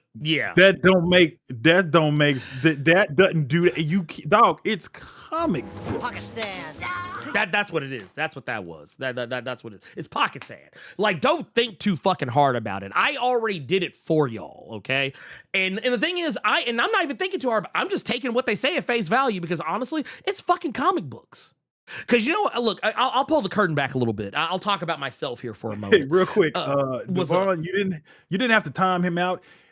Even if it is still stupid to him, this is the Hulk is stupid. Yeah, the Hulk. Thor is stupid. Yeah, Daredevil is stupid.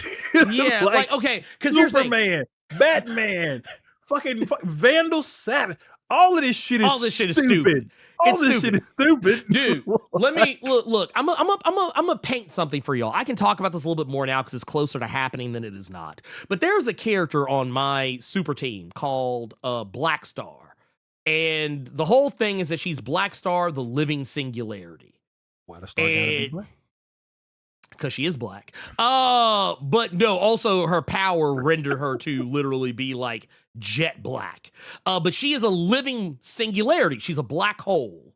She's a black hole given shape, basically. And the thing with her is that if she is a singularity, how the fuck can she stand next to anybody? And you know what I would say to you? Pocket sand. Don't you fucking worry about it. Don't you fucking worry about it. You just read the goddamn book, shut the fuck up, and enjoy what I'm telling you. That's what I'm gonna say to you. Stop. Okay. You have to suspend this. Okay. Let's just do it like this, and then we can move on, bro. the same way you suspend your disbelief in movies, the same way you. What you think? No, I was laughing at what Cap Diesel said. He said, "God, you're making everything about race." So no, it was just funny to me. That's all. The same way you can suspend your disbelief in video games, the same way you can suspend your disbelief in fucking pro wrestling, same way you can suspend your disbelief. Somebody is going to go see somebody. It was a super chat we got earlier. Somebody's going to see the movie Obsession about this dude making a wish that this girl just fell in love with him. If you all can suspend your disbelief in those things, stop trying to pick and choose the shit you want to try to make sense. Stop. You got to stop that. You have to treat everything as the same thing. It's almost like you're looking really hard. You're looking for a reason to try to dunk on something when there's and I guarantee you there is something else that you have absorbed, some form of media that you have absorbed and taken in where it's just as fucking stupid and ridiculous. Like we can use that logic for several other things that you all enjoy. So it's just you all this have, right you here. Treat it the same. You got to treat This it right the here. same.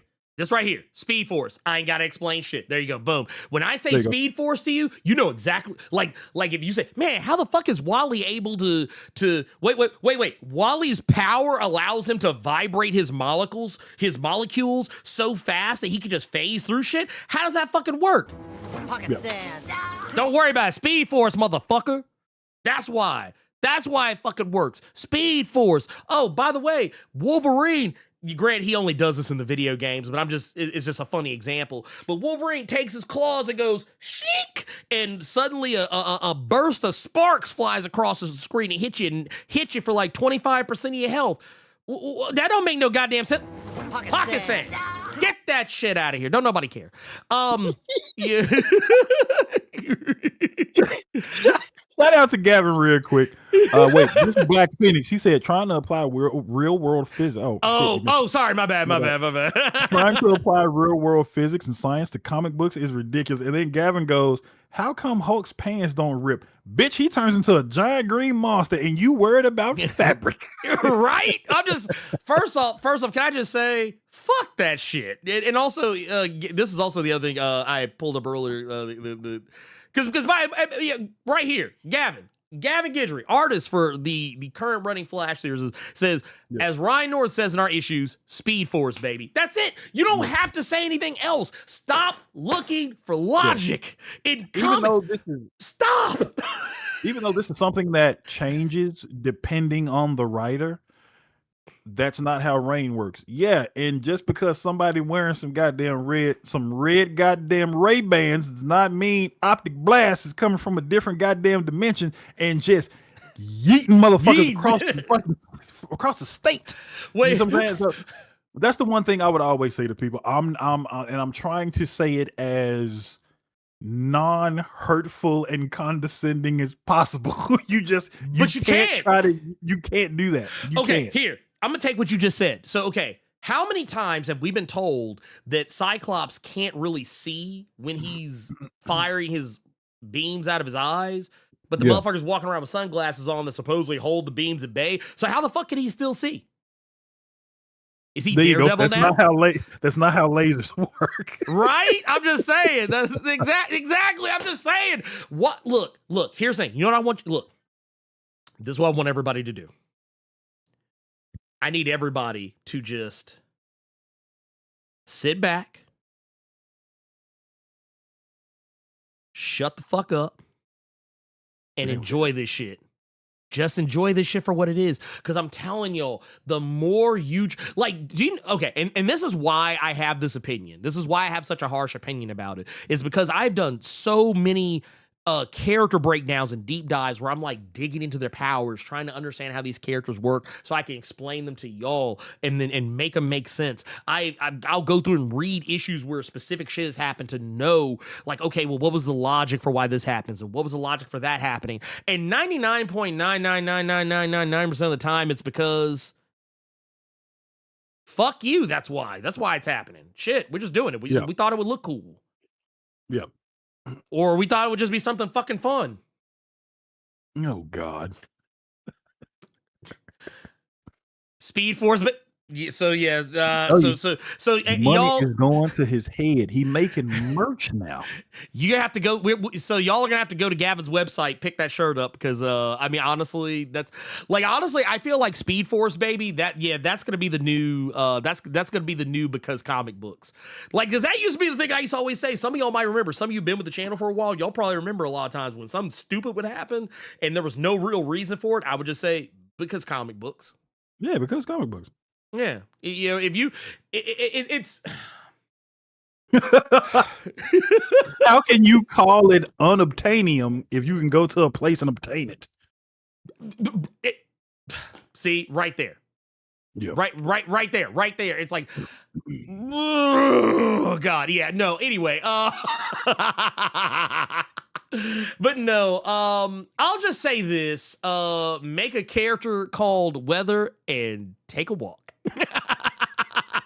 That's what it is. It just look. I'll give this a little bit of tea away. When it comes to creating things. When I was creating for here, let me pull this up so I can actually show you guys what I'm talking about.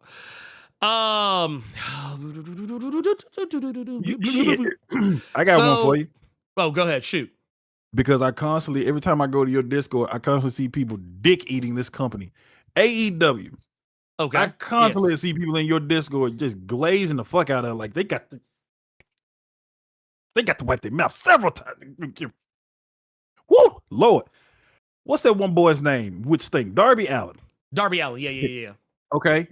Finishing maneuver is the coffin drop. Mm-hmm. He climbs on top rope, fall backwards on you. What happens to you? Nigga, you are unconscious. The Rock. This motherfucker has his balls just at an angle on your goddamn forehead, takes the elbow pad off, yeets it into the crowd. Rope. I'm gonna drop this elbow on your shoulder. What's gonna happen to you? Yep. Like, dude, wait, it don't make sense, dog. You can't do that. You can't do that. I'll throw you one, dude. Look. When sweet chin music used to be one of the most devastating moves in the history of wrestling, just kick a motherfucker in the jaw, just knock him the fuck out. You know, and not knocking motherfuckers out left and right. But a motherfucker get hit with a steel chair and get back up. Make it make sense. It just, but that's how you look at that. I do want to show you guys something. When I was formulating, my my super team. When I was formulating my super team, I thought about all the things that y'all, some of these other people are talking about right now. Like, oh, well, if they can do this, then why can't they do this? If they can do this, why can't they do that? Oh, that doesn't make any sense. If they're doing this, why are they doing that? Blah, blah, blah, blah, blah, whoop, whoop, whoop, whatever the fuck. But the reality is that, yeah, I sat down and really thought long and hard about how a character was going to work. Like, I thought really long and hard about, like, how does this character operate? Like, is there, like, you know, if this character is a living singularity, that means everyone who literally stands next to them will literally get yanked into them. But the thing is, you then have to comic book this shit. You got to comic book this shit up. You got to be like, okay, well, wait a minute. Well, technically, she can control her powers. So, I mean, she can control how much her pull works on somebody else versus another, yada, yada, yada. She can manipulate this, that, blah, blah, blah, blah, blah, whoop-de-woo, whatever. The exact same way that Superman, when he catches a plane falling out of the sky, he can manipulate the force of how he applies his strength, because it's aesthetically like a field that he has that you can't see. But when he catches a plane, he can catch it and hold it in such a way that structurally the plane doesn't just fall apart in his fucking hands. Because this is something that actually got addressed in The Boys. When they did the whole like airplane thing with Homelander, he even kind of said like if he tries how am I gonna do that? Right. He's literally like, if I try and hold the plane up and fly it somewhere, it's gonna fall apart in my fucking hands. Superman, the reason why he can do it because once again, there's this field, and he basically can kind of manipulate how he holds something, and that way he can hold it without like, oh well, if he would have held it, it would have just bent in his hands and would have just fell apart. So that's why I say like, don't think too hard about it. Yeah, Shane, this isn't even about you anymore. No. Because there are several people that come in here and try to do that to a way worse extent than what you did. We're real past you, my guy. Yeah. So you don't even have to worry about anything, man. Also, this was another interesting thing right here too. Scarlet Witch coming for Storm's neck, use that dark magic with Scar. Now, I will say one thing: Scarlet Witch is a little bit different. The only grace I would give Scarlet Witch is that she is infinitely more versed in magic than Storm is. So if she did it, she would at least understand the consequences and know how to deal with it. Storm is not as versed in magic as Scarlet Witch is, but just the same, Scarlet Witch need to keep that same goddamn energy. But no, I do also want to point to something else, because this is another thing that actually happens in this book that upset me a little bit because of how silly it was. So remember, how many of y'all remember the baby daddy situation? How many of y'all remember? Everybody remembers that. That was the one hot topic about this entire just run as a whole. Who daddy that was the collective question from everybody. Yeah, like this right here. Some of y'all remember Faraha, who was supposed to be the daughter of Storm, that was teased in the Hellfire Vigil one-shot from last year.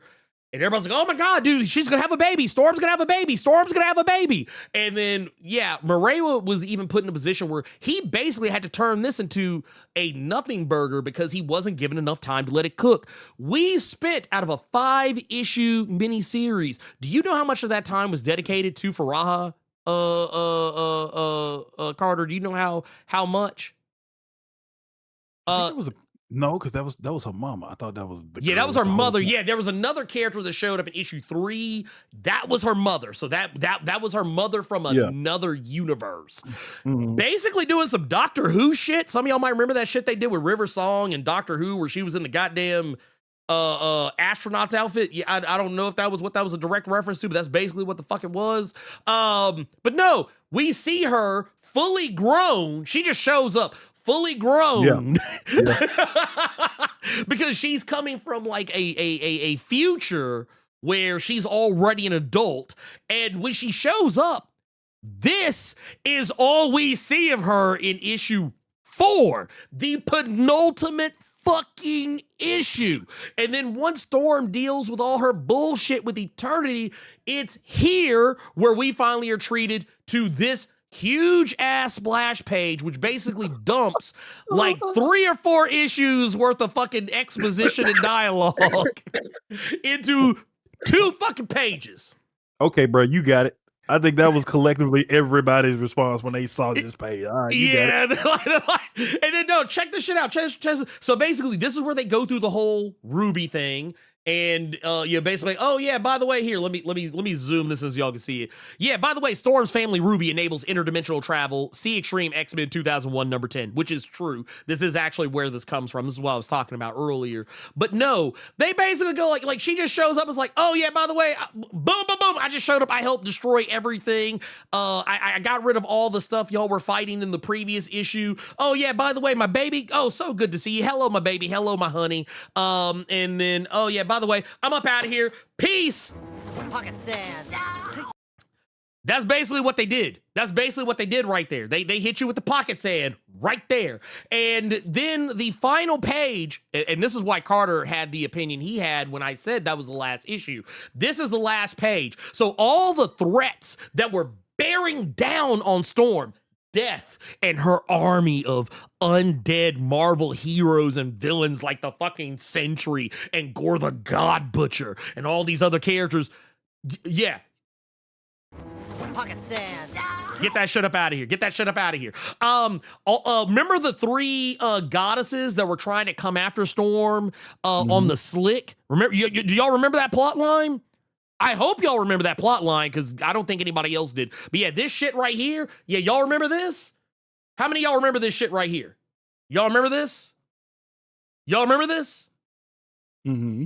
Okay, yeah, y'all don't remember this, obviously. This right here. Yeah, all three of them. All three of these characters. Oh, and by the way, in case anyone was wondering, yes, this person right here, this is Storm's mother. This is Storm's mother that I was alluding to earlier because like they're outside of like reality or whatever. So basically all of this is a fucking comic book. This is why we were making the jokes about Storm going to DC Comics because she went to the source wall in issue, I think it was 3 or whatever the fuck. But no, yeah, remember that army? Yeah, remember that army right there? This is the army I was talking about. Look, Daredevil, fucking Wolverine, both Wolverines, the Nova Corps, all of these fucking characters that were like right here that she was supposed to be getting ready to fight. Oh, and by the way, remember how the FBI had Galacta on lockdown? And now suddenly she's just all in with working with the FBI to fight Storm?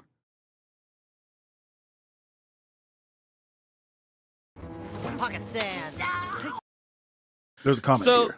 There's a comment here, Ernie. Yes. I knew not to get hyped for that. And it's not the writer's fault. It's just typical Marvel. Yeah. That's a bad opinion for motherfuckers to have on you that they know if in some instances you all will just sweep the leg out and just do somebody dirty like this. And now they're perceived and looked at badly. Yes. When it was really the people behind the scenes, the editors and things like that are just hoeing these creators like that. Goodness. And yet Marvel is the #1 publisher. Fuck out of here. That's what I'm saying. That's why I said. So here, and I just want to, but no, Mike is 100% right here. But no, look at this shit. Look at how they end this shit. Despite the great number of threats that surround Storm and drown our very universe that we've been setting up since issue 1 of this shit, and maybe even from the previous Storm series, what does this shit say right here? Storm wins. That's all we get. That's how this book ends. Storm wins. Just say, hey, all this shit that we've been showing y'all, all this shit right here, all this shit that we dealing with, which by the way, for those wondering what's happening here, basically, one of the goddesses that was trying to fuck on Storm, basically, she fought a hecatoncheires, and apparently it wasn't just one of them, it was a fucking bunch of them. And then you get to here, and then it's like, oh yeah, all those fucking undead heroes and shit. Yep, all that. Even Galacta, which made no fucking sense. Why Galacta's working with the FBI? Because we never got that exposition. For that, yeah, Storm just. And also, mind you, Storm still has this ultra powerful form despite rejecting Eternity. So what's going on? Like, we just basically this book basically just said Pocket sand. Pocket sand, get the fuck up out of here. And like I said, I want to make something clear. I am not blaming Reimei for any of this. I blame Tom Brevoort. That is who I blame for this. I blame Marvel as a publisher for why this happened. This is not Reimei's fault. This is not his fault, and I don't want anyone to try and frame it as though it was Reimei's fault. This was Reimei getting hoed by Marvel. Now that's my personal opinion. I don't want anyone to this isn't anything that I haven't been told anything. I don't have any inside sources. This is just me looking at this book for what it is. This book got hoed. And there's no other way to put it. And the issue with that is a lot of times this is always going to be the court of public opinion. Yes. And the court of public opinion, a lot of them, they will either forget that this is a thing, don't do enough research to see that this was a thing. They will just see, okay, he had 12 really good ones, And then he had a mini series that was trash. Yeah, I don't want to read from him. Did you read that Earth's Mightiest Mutant? That was some garbage. I saw Yeah. that bullshit too. It didn't even end right. Not even knowing the full scope of things. And then when you tell them the full scope of things, some people will take that as, oh, no, you just looking for excuses that shit was whack. No, Yeah. that's actually what happened. So because of it going off public opinion, do these editors and these people behind the scenes, do they not realize they playing with people's, like they play with people's livelihoods and shit like this? Like, you making me look bad because, well, number one, you lied. Number two, you lied. Number three, Yep. like, you didn't even give me nearly enough room to tell this story. Then what you bring me over here for if all you were going to do was have me do try to make me, you're trying to have me make chicken shit into chicken salad. And Right. that is a mess. That is a mess, girl. That is a mess. Yeah, right. Man. The captain says, I know they had my boy smoking cigarettes as he was writing this shit. I bet he was. I bet he was. Probably had to drink. Yeah, this also happened to Joe Casey with Weapon X-Men. He was told he had an ongoing series, and it got announced as a mini-series. So that's why, if you go back and read that Weapon X-Men, where it seems like, oh, no, it sounds like there's supposed to be so much more going on here. And then, guess what? No. There is more going on here, but you're never going to fucking get it because Marvel hoed him on his book. And yeah, I got nothing else for that, except to say that shout out to Gearless Mo with the Hundo bomb. I mean, literally just blew us up. Lord, put the penny on it. He said, I'm trying to be supportive and helpful. How do we correct this? Is it even worth trying to save this at this point? With DC so white and the mass mismanagement of characters and stories at Marvel, how do they correct the heading and head towards better stories? The way you could do it, honestly, and I mean this with all due respect, you get your ass up, get in that helicarrier, take that motherfucker to Tom Brevoort's house. Get in the helicarrier. Yeah. Call Miss Hand. Go call Quake. Go call as many of these motherfuckers. What was the boys? The one which not Coulson, the one that died on the show and then came back as a different villain. I didn't watch Agents of fucking Shield. I didn't give a fuck about One of that. them. One of them. Look, I'm like this, man. This is what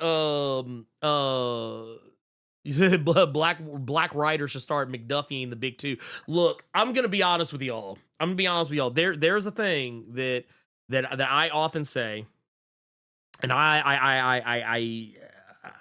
said it for a long time. But the thing is, nobody wants to do it. And this is what needs to happen.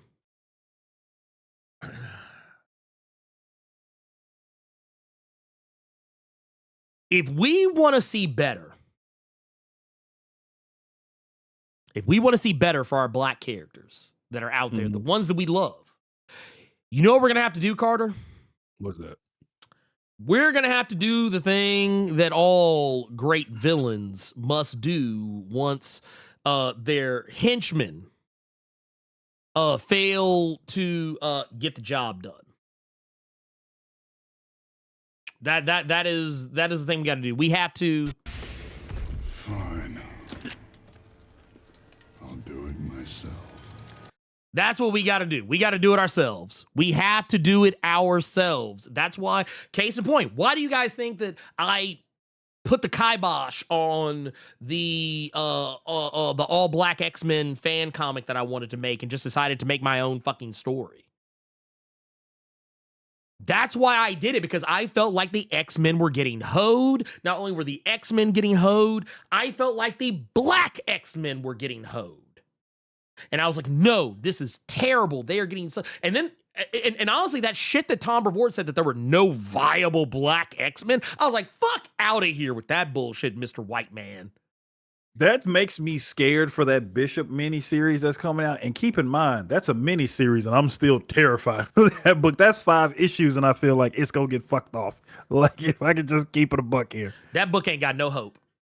That book ain't got no hope. And that's the thing. That's what I'm saying. Like, we need to actually do shit ourselves. Now, we're not going to be able to use these characters because obviously they're fucking trademarked, but we can make our own characters. We can build those characters up and make something happen. Fuck all the other bullshit because I'm fucking over all this shit now. I hope This is what... wait, what? No, go ahead. No, I'm over it. I'm over it. I'm done. I'm fucking sick and tired of this shit. This is why I've decided to double and even in some cases triple down on the stories that I want to tell. Because I'm sorry, but only we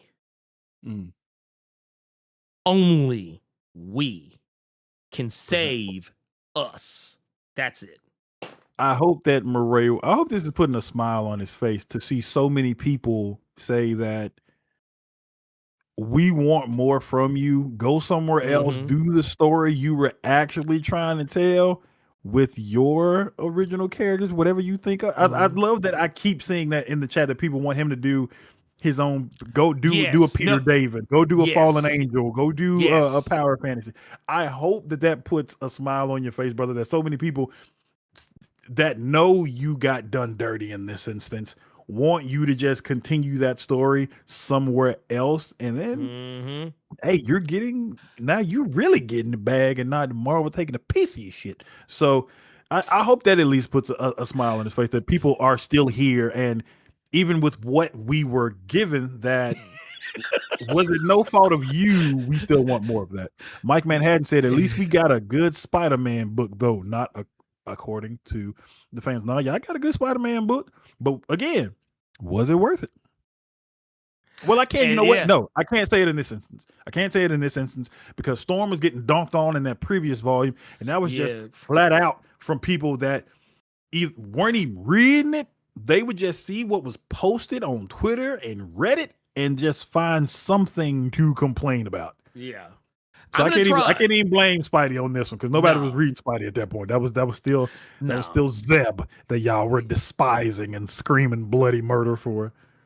And then like right here, this right here, so it says have those books printed for September if you can. My cousin and I'll be there. We only live 2 hours away. What Vale is talking about is there is a convention that's going to be going on. And your boy is gonna be there. Some of y'all might already be familiar, but I will be at the Durham Convention Center September 26th, 27th for LoreCon as a special guest. It's going to be a good time. I'm going to have they're giving me a table. Bless their hearts. They're giving me a table. I'm here for it, but I will be there. Like I said, it'll a lot of y'all have been asking me like, hey, when are we going to be doing like a Blerd Without Fear meetup, Earth's Mightiest subscriber meetup? Well, guess what? It's going to be here at the LoreCon, the first ever LoreCon in Durham, North Carolina. So she keeps bringing this shit up every time she comes. The duology tour, and everybody keeps. And you know what? Jasmine ain't alone because technically some other people keep asking me if I'm going to show up in LA, and I'm like, man, look, I don't know, man, I don't know. We go see. Bruh. Let me see how LoreCon goes. You know, if I use up my battery. Let's say, Ernie, you need a security guard. You know what? If somebody want to pull up on me at that convention, I mean, I dare them. I fucking dare him to, because I think a lot of people think just because I read comic books that I'm soft. Like somehow that translates as, oh, he a comic book nigga. So that mean he's soft. Nah, I ain't soft. I'll fight. Look, I'll throw hands. I don't give a fuck. I don't give a fuck. Look, I'll put it to you like this: when I was still in school, there's a lot of people who thought just like some of these folks think. And they all got laid down. I'm just putting that out there. But anyway, look, I want to go to this one right here. Says, this is from Highlight. Says, Ernie, do you feel like black creators who work for the big two stunt our progress, both intentional and unintentionally?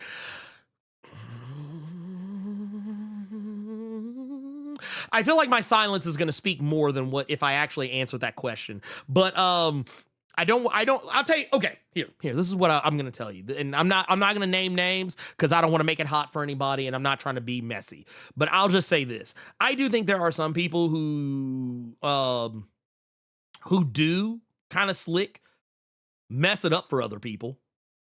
I can't name anyone specifically, but just little stories that I hear, rumors that, and things I'm told behind the scenes that, yeah, there are some people that do mess it up for other people, whether it's intentionally or not. And I do think there are some people, once again, we'll not name names because I don't want to.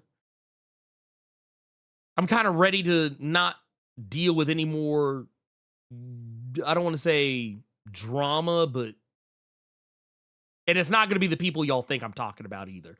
It's not going to be, if anyone thinks that I'm talking about like Godhood or anybody else, no, I'm not talking about them. I'm talking about people that work in the mainstream. I'll just say that. But I will say there are some people who are only in it for themselves and don't really care about the legacy they leave. Not I would say the legacy, but they don't care about leaving the door open for other people. I will say that. That is a thing I have encountered over the years that I've been doing this, and I've talked to some other creators who have informed me specifically about stuff like this. So yes, whether it's intentional or not, yes, it does happen. It does actually happen. Sadly, it happens. Are we leaving once X-Men United and Bishop are done? I mean, I'm not gonna hold y'all. I'm kind of already out the door. I kind of dropped a lot of Marvel books. I'm not gonna hold you. Right now, I think the only Marvel book I'm reading consistently is Daredevil. And I still read Uncanny. Because I still like Uncanny. And what only X book I'm reading right now is Generation X 23. That Jody Houser. How is book. that? Is it good? Yeah. I think okay. if you're someone who read that Tom Taylor all new Wolverine, it almost seemed like it's just like a smooth little transition, or it's playing off a lot of stuff that happened in that book. Okay. So, okay. And because I'm a fan of Jody Houser, I like her writing in other books that I've read. So yeah, this was easy for me to do. This was the book that I was really excited to see, and I hadn't been disappointed in this book yet. I will say that like reading this fucking X-Men Red, I kind of want to read some more Jean books.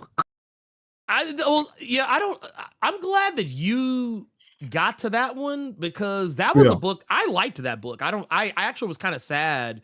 I was sad when it ended, but I mean, granted, that was when all like the House of X stuff was kind of like ramping up. So I kind of understood why it got House of X. Yeah, like that book, it led into Extermination, and then Extermination led into the Matthew Rosenberg Uncanny. Yeah. You know what? You're absolutely right, because when Jean comes back in this, she meets Logan. Yep. But it was old man Logan. Mm-hmm. Because the main continuity Logan was already. Yeah, you're right. Yeah. Boy, yeah. Ooh, I can show this now because the camera good, Ernie.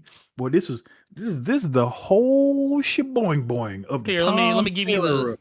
This the There you whole run of Tom Taylor run. Mhm. But this where my comic shop is gangster. Hold on, look at that. Can you see it? No, I can make it out. Was that $4.99? Yes, it is. It's $4.99. I can't make it focus, Ernie. I'm pissed. But damn. Yeah, it's great. It's great. I kind of want to check out that Stephanie Phillips Phoenix joint now, though.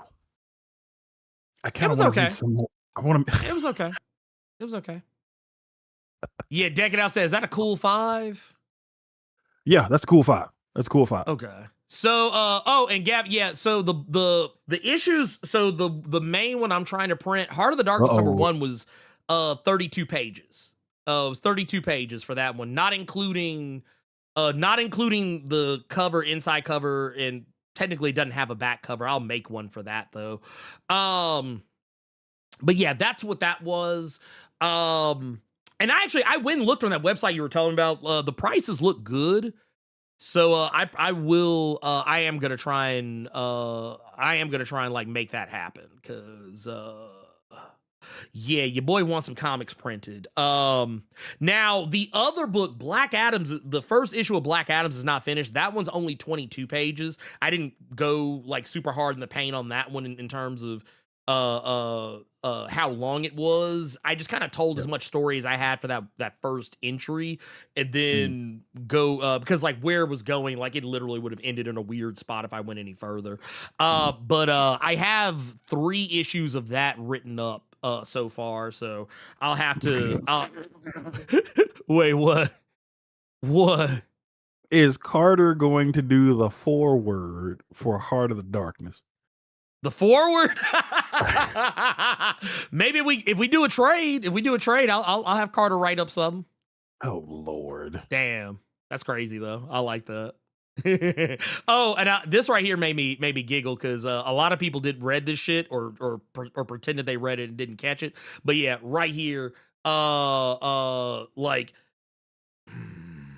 look, there were some people that didn't read that Dakota incident like they claimed.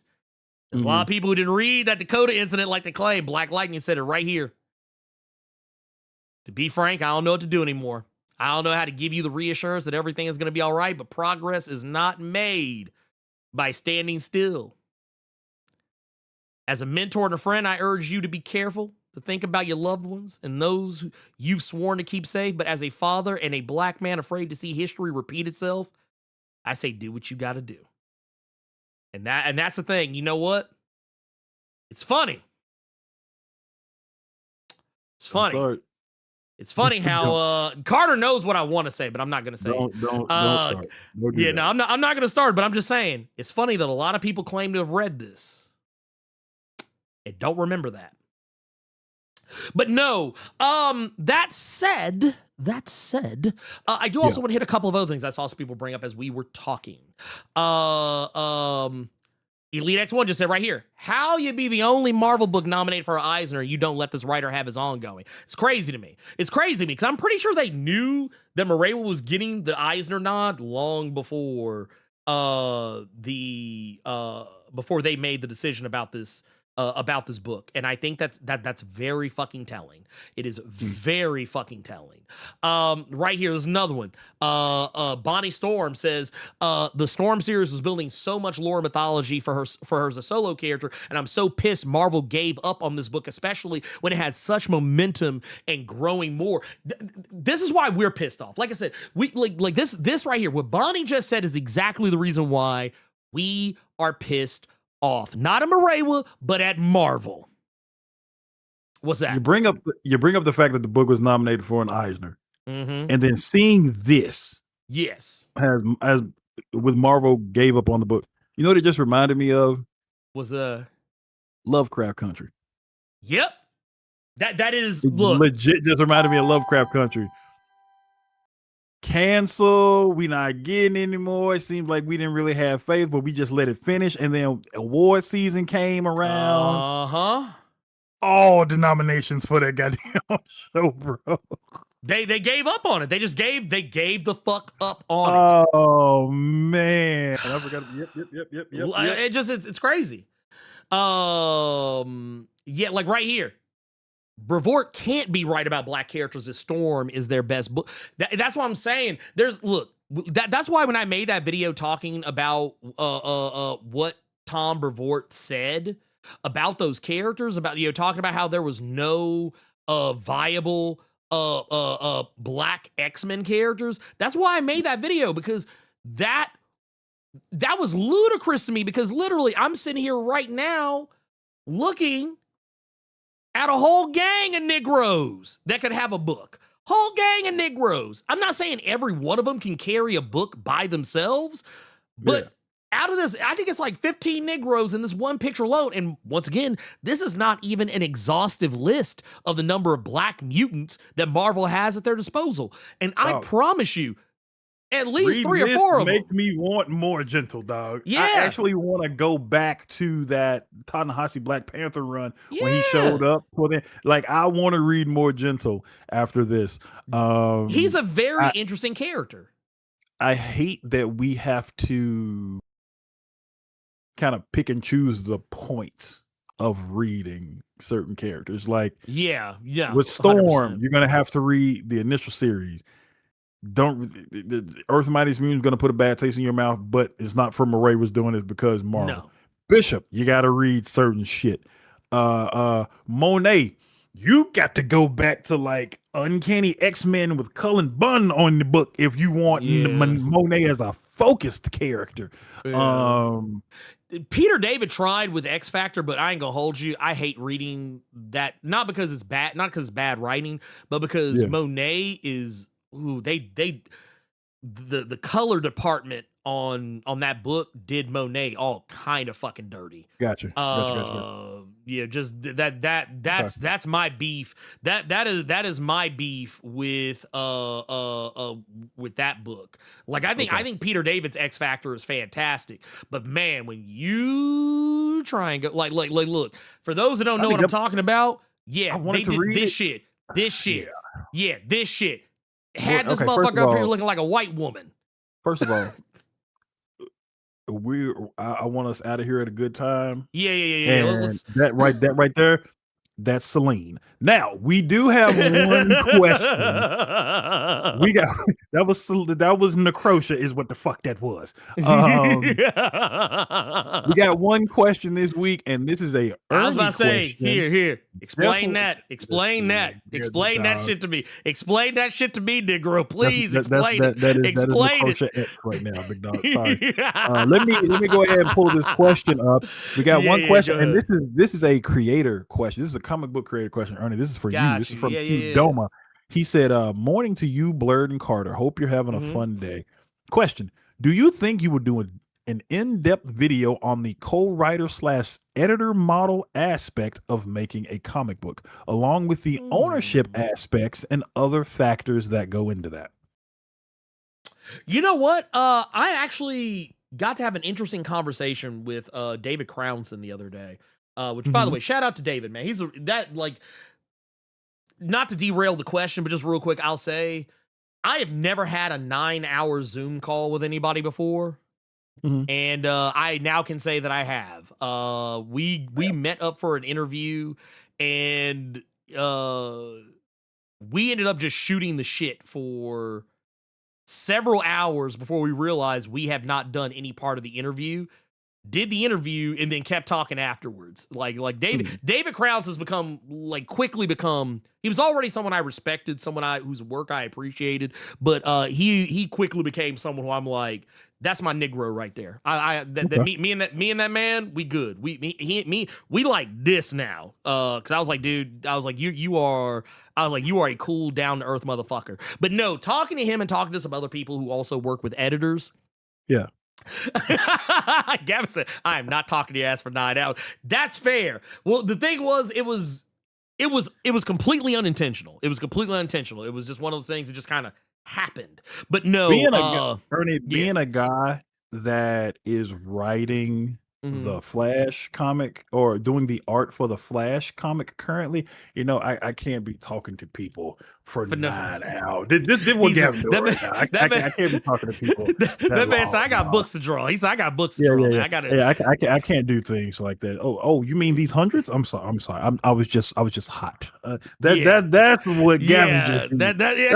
He's like, let me weigh these dollars against. I gotta.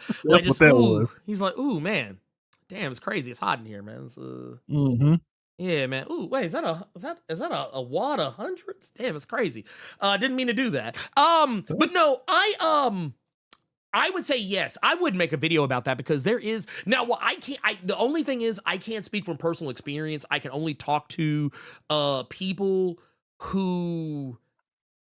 I can only talk about the experiences of the people who I have spoken with who do. I do not work with an editor. I should work with an editor, but and I guess technically on the slick, I kind of do have an editor because there are people who I think of as mentors and as people who I share my creative thoughts with, who I trust, who do technically kind of they're not like an official editor, but basically I show them stuff and I'm like, hey, what do you think about this? And they'll give me notes and then I'll kind of go back to it. The only difference is whereas with an editor, it would probably be something I go, okay, fine, yeah, we're going to do this instead of the thing I wanted to do originally, versus someone telling me, hey, honestly, I think you should do it this way. And I go, maybe not. and then going about my business. But I will say, I think that would be an interesting video. I think that would be an interesting video, personally.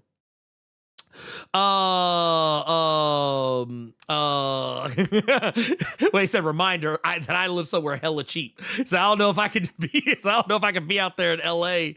Like, Hey, like, I ain't mad at you. I ain't mad at it, boy. Yeah, I ain't mad at you at all. Don't bring your ass. Don't bring your ass up here. Yeah, Don't bring your ass up here at all.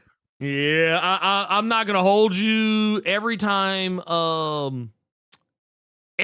Carter tells me about shit that's going on in LA, or he's like, whether it's him showing me how much gas is, or yeah, just anything in general, and I'll for real look at it and just be like, yeah, nah, I'm good. I'm good on like every time Carter sends me a picture of how much gas how much money he spent on gas. Talking about them Subway deals when I showed him that Subway shit. Oh yeah, I seen them Subway. Look, every time Carter tells me how much something costs over there, like or like he'll tell me about like somewhere he's going to go eat and be like, hey, how much was that meal? And he'll be like, I was like $30-some, and every time Carter doesn't say it. Mm-hmm. But this is what I hear. Do not come. Do not come. That is what I hear every single time he shows me that shit. I'm like, oh yeah, LA? Yeah, I ain't going out there. I do so Elite X1 just said how much for a 2-bedroom flat? Roughly, and this is not me bullshitting. You're looking at high 3s, low 4,000 for a 2-bedroom flat. Yeah. Fuck that. Yeah, no, I'm good. Yeah. I'm good. No, I'm good. Okay. This right here, Shane just said, yeah, we paying wait, where'd it go? There. It keeps moving on me. There it goes. It says we paying almost $7 for gas. Yeah, nah, I'm good. See, look, cause I ain't gonna hold you. Every time Carter showed me that shit, I just be like, I'm like, ain't this about a bitch? Yeah, I do. I'll be that. like, I will, 7? I'll take a picture of the prices at the pump. So how much for your driveway? So how much for your driveway? Shit, I don't even have one. I park on the street, big dog. Yeah. Hell, how y'all think his car got broken into? That ways back because it was parked on the street. Yeah. He ain't got no driveway. See, LA food is legit though. It depends. It depends. I ain't gonna hold you. Some of that shit you be showing me, I be like, good, please. I do miss Memphis. I do miss Memphis when it comes to food. A lot. Yeah. So you paying for the privilege. So you paying for the privilege to harass Tom Hanks in traffic. You. Nah, that's true though. That is true. Yeah. Do they charge you just for breathing? Technically, yes, because the smog and shit is so bad up here. That's how I got asthma. Yep. Mid fucking 30s, and I get asthma for the first time because the air quality is so bad, like downtown where I work. Yeah. Okay, this is gonna be a dunk on LA. Like let's move past that. We have no more questions in the Discord. Okay, I got a couple in the chat. I got a couple in the chat right now. Let's go with let's see. I'm double checking something. Yeah, here we go. Okay, boom. So we got one right here. This is from Damian Hernandez. His question: with how Marvel is doing right now with movies and series, do y'all think Blade would have been a big hit if it was ever going to happen? First of all, Blerd is what he said. I knew what he meant.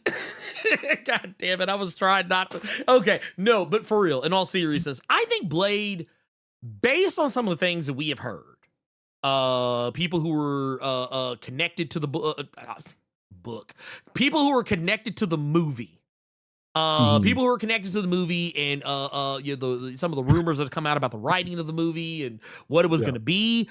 Honestly, I think it probably would have. Yeah, I don't ever like to call things franchise killers willy-nilly, But you know how like people say, "Oh man, XYZ movie killed the MCU. XYZ movie killed the MCU." They always say that, and yet the MCU still goes. Look, first off, if Thor: The Dark World didn't kill the MCU, I don't think anything will. Thor: The Dark World still exists, okay? Let's be real. But no, Iron Man 2 didn't kill the MCU either, and that's impressive. Nor did Iron Man 3. So if the MCU is still here, I think we're good. But I do feel like if Blade would have failed, I think two things would have happened. One, the MCU would have been in jeopardy from that moment going forward. And if, regardless of whether the MCU stayed or died or whatever, or thrived or whatever, here is what would have happened. You would not see very many black properties come out at Marvel again for a while. Dude, I've made my peace with that movie not coming out. I just want the game to do something. Yeah. I'm so sick of that dude on Twitter, and you're the director of the Blade game, and you sitting here reminiscing about Dishonored. Hey, boy, I almost cursed. Hey, get your ass up and tell us something. Tell us something. Can I be real about? Look, I don't want to say too much, but I'll tell you this: you ain't gonna get Rodney Barnes to do that shit. I promise you. I won't. And here's the thing: I won't say. I won't say how I know this, but I just know that I know Rodney Barnes does not give a fuck about fucking with that. Not right now. He's got too many irons in the fire right now to be worried about that. He's doing a live Q&A next week here. That sounds about right. He's doing a live Q&A over the blackening. Oh shit! Okay. Yeah, I saw an IG post about it. Why do you want to hear me pronounce Beale? It's Beale Street. Yeah. Do people not? Let me explain this to every motherfucker, not just the white people. This is everybody.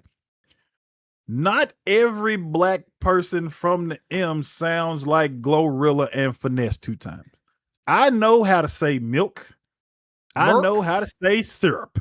Sir, not all of us talk like them motherfuckers. Not all of them. That's crazy.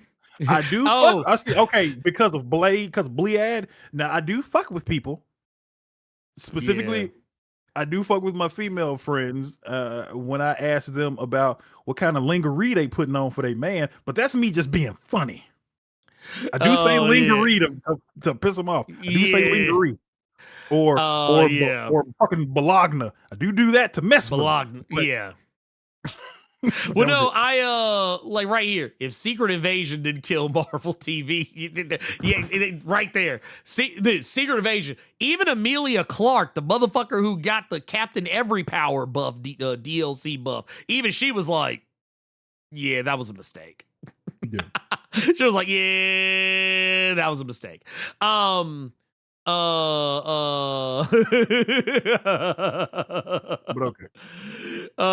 We got another here. This is Vale right here with the 2 says lipstick. It was this lipstick clicker.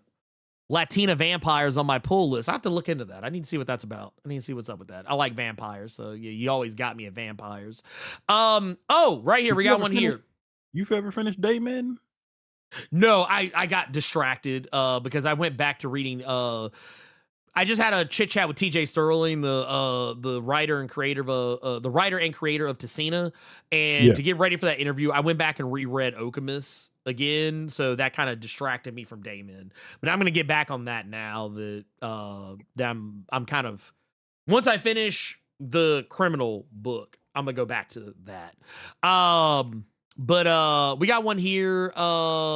This is Bill says, question: are all the leading female mutants getting messed up by Tom at this point? Jean, Ilyana, Aurora, Rogue, Jubilation, Kanan, Mirage, etc. Maybe not.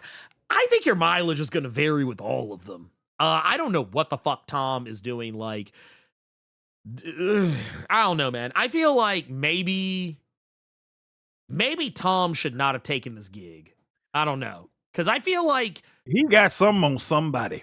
Yeah. And you can't make me believe otherwise. He got you really can't. Bad dirt on somebody. Yeah. I don't know, man. Yeah, I'm good. I'm good. I think we need new management, new editorial. Man, maybe consider getting a black editor on the X-Men. Maybe that might fix your problems. I don't know. Dog, Captain Diesel. How bad does he have to be before he gets replaced? Who says he's going to get replaced? Savage Dragon should not be a book that is out right now, but because Eric Larson is one of them big boys, it's going to keep being a thing.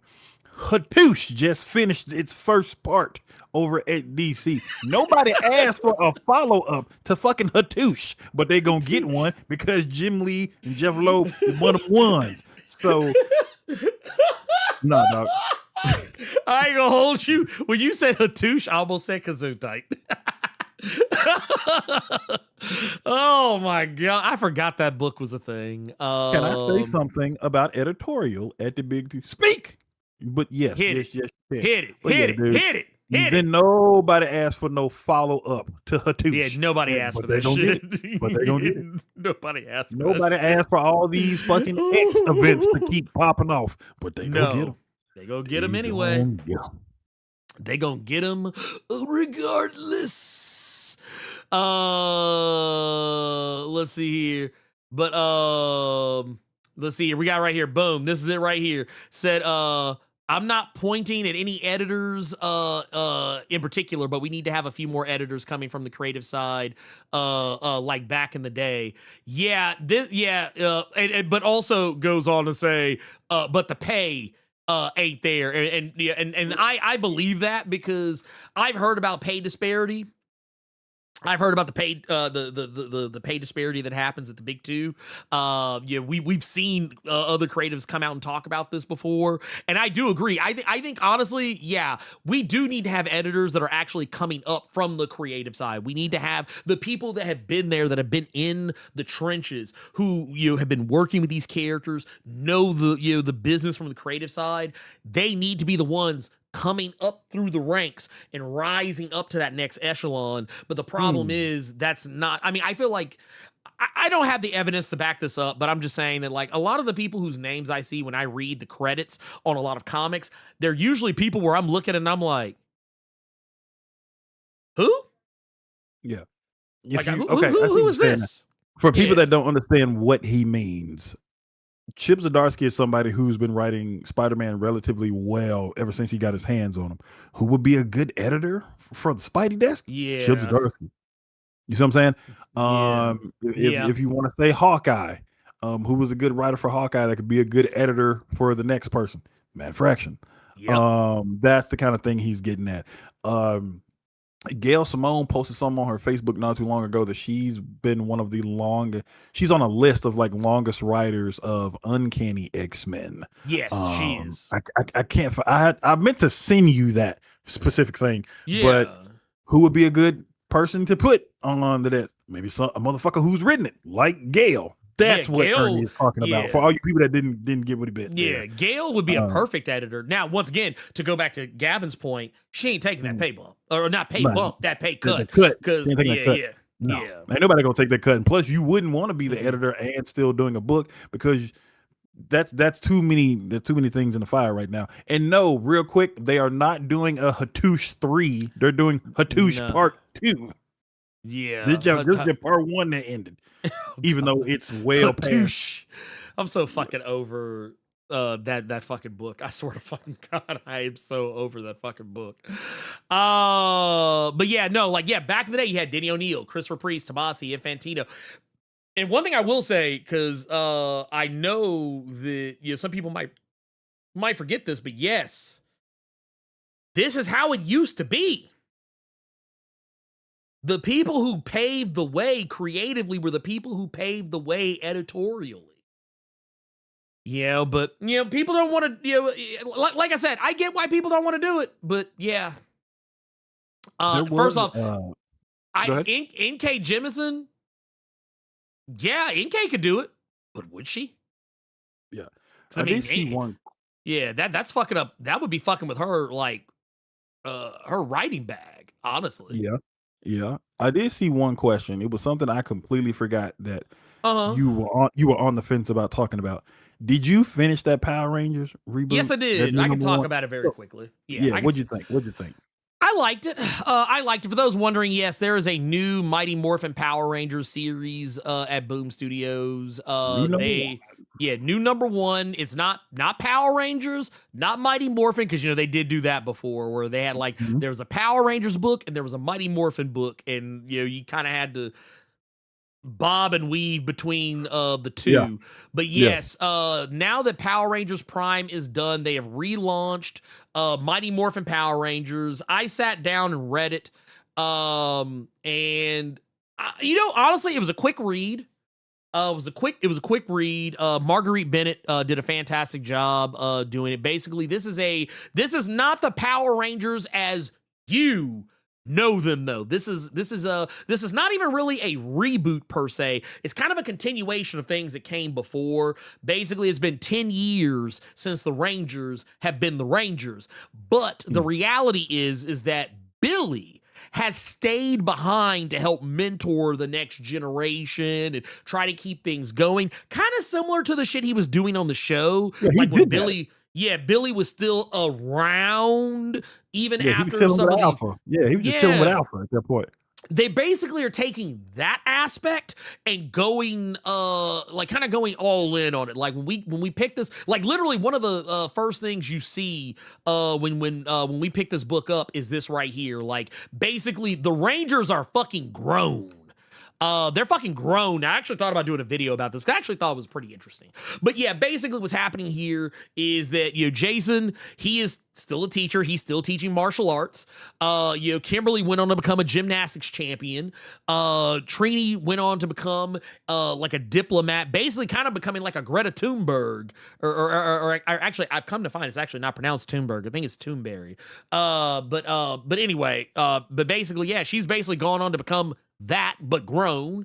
And Zach went on to become a lawyer, which is funny when they show that it looks like he's it's kind of funny. Everybody else has something that kind of is indicative of the thing. Go from dancing to being a goddamn lawyer.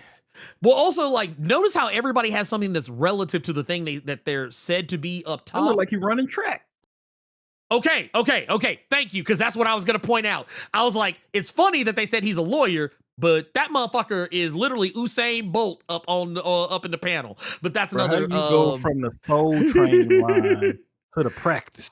Yeah, it's kind of crazy how that works. But basically, Billy summons all the Rangers back, and they have to face off with a new threat.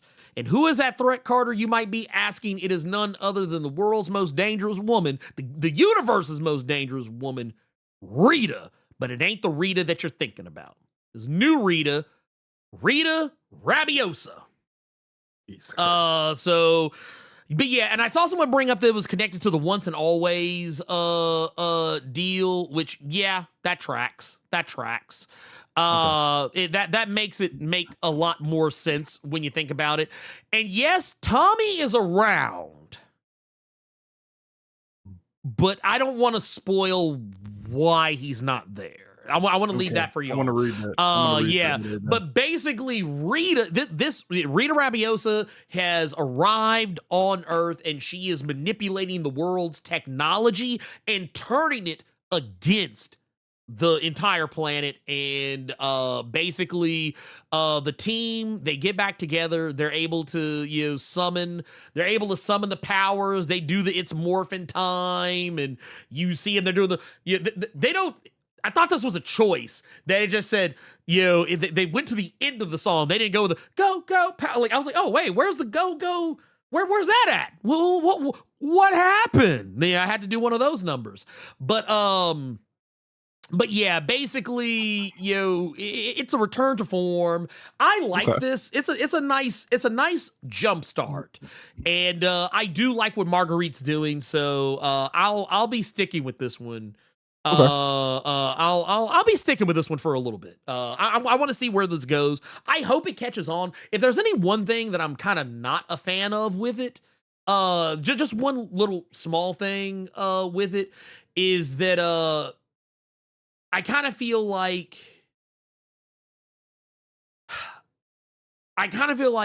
maybe it would have been better Like, I understand. Mighty Morphin is always going to be the draw. No other Power Ranger show has ever been as big a draw as Mighty Morphin.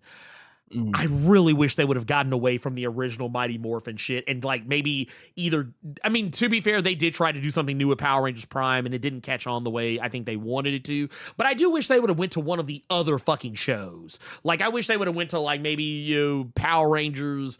Was it In Space or Lost Galaxy or SPD or Lightspeed Rescue or I don't know, some shit other than this, because I'm kind of sick and tired of stories that are just about the Mighty Morphin team. But that said, that's my problem with what this book gives us, not what the book ultimately is. If that makes any sense. I like the book. I just wish they did something different. Yeah. RPM, do something. Time Force. There's so many good shows, and you could do so much more. But yeah, it is what it is. It's fine. It's fine. I want us to get out of here, but I want to ask you this, because there was shoot. one thing you didn't bring up. Oh, what's up? What if it was Turbo? Anyway, Mike Manhattan asked, question, do y'all think Wolf Among Us will actually come out next year? I think shit, I wouldn't ask for it to come out at any point. Yeah, that is true. I mean, I liked Wolf Among Us, but and I was looking forward to this game, but I ain't gonna lie, I smooth forgot about it until they brought it back up the other day. But no, and we also got one right here. This is a $5 super chat. It says, Brevard has been reheating Hickman's nachos this entire time. Even the biggest potential things like Storm have been screwed by his presence. And you're not wrong. You're not wrong. For somebody who hated Krakoa, you sure as shit like bringing up Krakoa a lot. For real, dude. That motherfucker stayed talking shit about Krakoa. And every time I look up, he got Krakoa in his mouth. Goddamn, boy, go on somewhere. Leave them alone. But no, I mean, get that shit up out my face, man. Anyway, yeah. That's all. Yeah. That's I think. That's all. You know what? Let me double check something, because I did just realize that not thinking about it, I accidentally. God damn, I had a lot of fucking pictures open. Shit, let me close all this shit.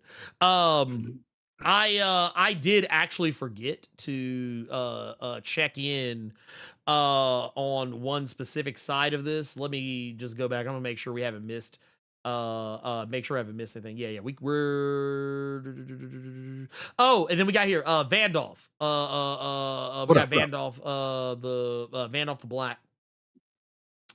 Can I hold? I want to see something here. Can I?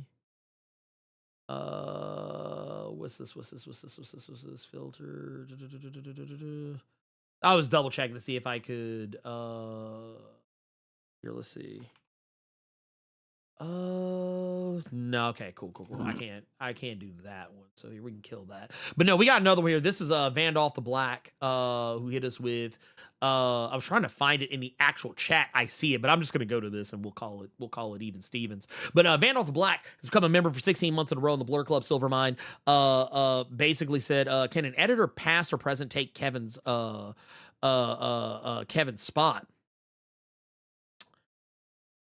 Who is Kevin? I wonder if they mean Tom's. Maybe they might mean Tom's. You just can't be giving motherfuckers names. Where have you been, sir? Well, no, I think I want to say I think they're talking about Tom Brevard. I think that's probably what they meant to say. But no, honestly, man, I don't know if I want anybody from the past to come back and be editor over this shit. I think we need some new blood. I would rather I kind of on the same time that Gavin was on. I think maybe we should go back to having some creatives, people who are already in creative. I think would be a great editor. You can say Kevin Nash. I think Jed MacKay would be a great editor for Marvel, because he has a deep well of knowledge.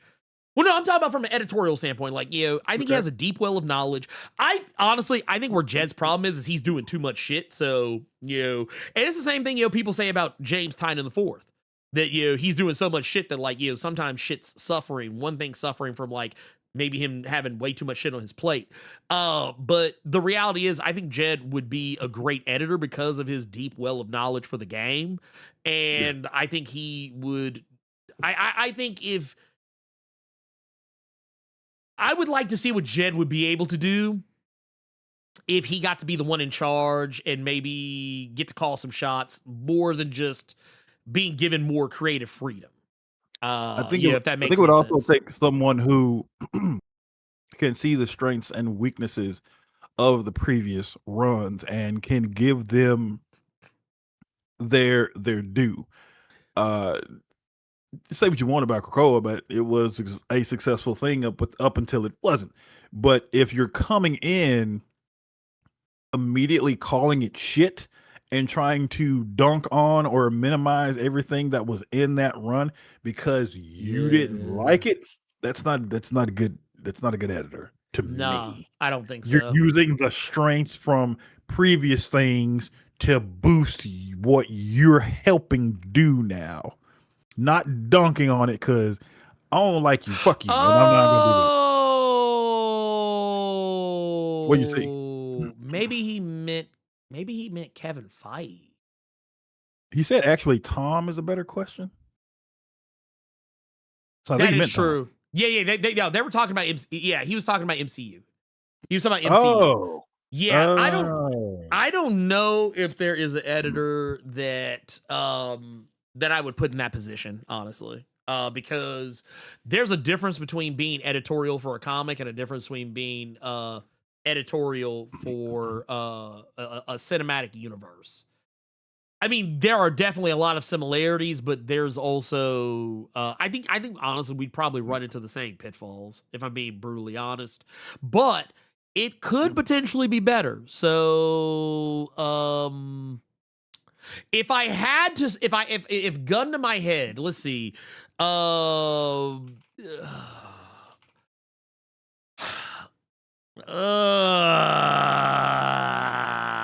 trying to think of all the editors that we've had over the time. I don't know, man. Who was editor? Oh, wait. Here. This would be easy then. Hold up, wait. Who was editor of X-Men during the 90s? Here, let's find out. Bob Harris was group editor of the X-Men and Marvel Comics during the 90s. So there you go. Yeah, that's okay. You know what? There you go. If I wanted somebody, yeah, there you go. That might not be a bad one to have. Let's see here. Who else? Actually, here I'd want to know about this particular time frame. Mark Grunwald oversaw Avengers during like the 80s. I think maybe into some of the 90s. Actually, no, that was Bob Harris in the 90s too for the Avengers side. So yeah, honestly, I would say like, yeah, give me like a Bob Harris or like a Mark Grunwald. Maybe we can make a little something happen.